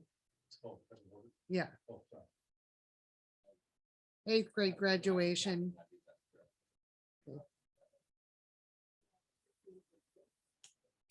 And is it here in the? Okay. Because I actually have an 8th grader gonna Yeah, I got graduate it. I eighth finally grade. got it. And with bells on. the last been a one rough is year. a staff barbecue at June 17th at 12:30. Yeah, so Madam Chair, we're having a staff barbecue, June 17th, 12:30. That's the teacher and service work day. Gonna be for all staff. We're inviting the board to come and join us. Let Shirley know if you want a hamburger or a hot dog. It's gonna be short, sweet, to the point. We're gonna honor those that are moving on and thank them for the time that they've spent with us, and also do a few rah-rahs this boom bah for the rest of the staff and say, have a great summer. So be a great time, We invite those two. of course. Yes. Heather, you're invited. Bart, you're invited. Come get a hamburger and a hot dog. Fortunately, my employer won't let me off that day. It's 12:30, take a lunch break. Hey, what a great idea. Bully law requires it. That's will lead to I'll adjourn work on into that. executive session. I'll put a And will note we out be out coming to back? lunch. No. Send them all over here. We will be adjourning to executive session at 10:15, and we will not be returning to regular session.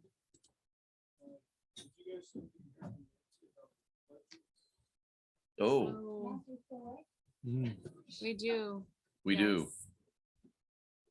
Oh, action items. Nancy's Well, still there. then, yeah, we're we coming haven't back done into that. Some- regular That's right. session. We didn't Budget. do that. Yes, I'm Thank still here panicking because I couldn't unmute myself. right. to talk about it. Sorry, Nancy. Thank you. Really, we have the Hey, budget thanks, folks. and we have the supplemental budget. Yeah. So real quick, I know everybody's tired. So with the information I could access, Alcy, we're collecting at about 91.67%. So that's why, again, that certification number needs to be higher than what you actually need to make your payment. The payment next year, principal and interest, is 87,700. So I calculated if we collect 92%, I rounded up, we would need to certify 95,326. So then I took 20,000 away from that, thinking that from what I can see, that should be left in that fund. So then we would need to certify, again, collecting at 92% of what we need to make the payment minus 20,000. You'd need to certify rounded up 82,000. And I would feel comfortable with changing the 90 to 82, and that would cover it. So 82%. No. 82,000 instead of 90. Okay. And then Okay, so again, maybe- monitor what gets collected next year. But that should work out okay. Well, Nancy, I would just like to say thank you for digging into that and bearing with all of the questions. Oh, no problem. So, So that makes it a little better, more people can actually see what's happening. Yeah, okay. So Nancy, that means we need to go back to action item 10A. Mhm. Budget adoption for the resolution adopting the budget, resolution making appropriations, resolution imposing the tax, and resolution categorizing the tax. And it sounds like we would change that to 82,000 from 90,000. Am I hearing that correctly? That's how I heard it. Yes. That is correct. So I'll make a motion to adopt the sorry, hold on. I make a motion to approve the budget adoption for 2022, 2023 with the modification for item D that we go from 90,000 to 82,000 for the categorizing the tax. I second. All those in favor? Aye. Aye. I'll repeat what I said. Nice job, folks. Thanks you, Nancy. Wait, we Thank need you. supplemental budget. We didn't do the Supplemental supplement. budget, please. We didn't do the Oh, supplemental. yeah, we need budget. to do supplemental budget. Thank So you. what's the supplemental budget? Nancy, can you walk us through that, please? Yes, you have that in your packet. And again, I referenced that in the financial report when you saw at the bottom the expenditures by function. Because as you just adopted the budget, that second resolution for the appropriations, that's by fund, major fund by major function. And so as revenues went up during the year, expenditures also went up, more people were hired. And so you have, with your June payroll, you will have exceeded your appropriation levels. So that kicks in then to do a supplemental budget. Because we have the additional revenues, I'm proposing that the supplemental budget increase the revenues in the state school fund and increase the appropriations in those categories that I had listed in that resolution. Does that make sense? I know it's getting late. Essentially, we made more money. We had to spend more money and we need to allocate it to budget for those expenditures and revenues. Kind of. Somebody went on a spending spree. Mm. And there wasn't enough checks and balances. I can assure you this is not going to happen again. Darn Not it, under my, Shirley. not under my tutelage. She's still here. We have checks and balances. We're not going to be overspending like this unless something happens that we cannot predict. And we would come to you and say, we're predicting that we're going to have to overexpend this, extend this particular area and have you approve that. But this just won't happen again. I will make a motion to approve the supplemental budget. I'll second. Motion has been made and seconded. All those in favor? No? I Aye. do have a question. Okay. Where's the 400,000 from the budget committee that we? Oh, the allocated. Yeah, Appropriated because funds. I'm really not comfortable with that. Because I think if we have to spend that, it's gonna be later next year. Right. Right, but we put it in the But we bond could pull it back out and put it back in our savings account. if we don't spend it, if we don't need to spend it, we We put could it there do in it case. before that. We ain't gonna need it before the year's up. We're gonna be Right. 2 years into this. I think we should just I'm leave it just there saying, for just, yeah. I'm not really comfortable with what I felt like. We should have waited till the next meeting to move that. So it'd give us all time to really think about what we were doing. I wrote that number down here. You want that again? But that's 400 that's it's just like my thoughts. 474. Yeah, I think it's 474,000. So I like to throw papers around. are you requesting that we, I'm just throwing it out there. that I we, mean, I'm Thank you. surely not the only one that's thought about it. Thanks, Jim. So you're talking about the capital project fund? Yeah, for- the for- 474,747. Right, so the proposed budget had a part of that as unappropriated ending fund balance, and at the budget committee meeting, the discussion was that if it's unappropriated, you can't spend it. What if something happened and you wanted to spend it? So it was moved up into a category where it could be spent. That does not mean you have to spend it. Right. So I personally am okay with leaving it sit there for just in case purposes. And at the end of the year, if we don't need it, we can always put it back. And it's gonna carry over because it's in a separate fund. So whether you spend it or not, if you don't spend it, it's just gonna carry over as a beginning fund balance the following year. And it's only allocated to the bond. Yes, It's, that's where we put it. Okay, right. So we don't have to spend it. If we're not there, we're not there. It's not a big deal. Yeah. Yeah, and then at the end, if we don't end up needing it, we can just put it back anyway. Capital fund. We can go back to this meeting in a minute. We all have to decide on spending it, so. I know. Okay. It's on record. I threw it out there, so Yeah. I'm fine with that. It's 10:30. Next, my elbow's coming at me. Okay, I'm done.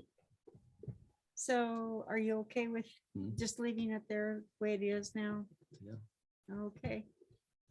Now, what was the motion again? It already passed. It already passed. It was just a different God, I need to discussion. go home.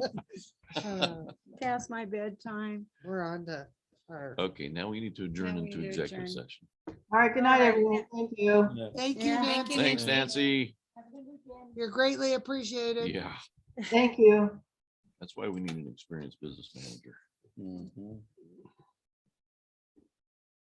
Bye, Tim- guys. Tim, Bye, you guys. guys. Real quick, Drive safe. that info you gave us? Yeah. Is that public knowledge?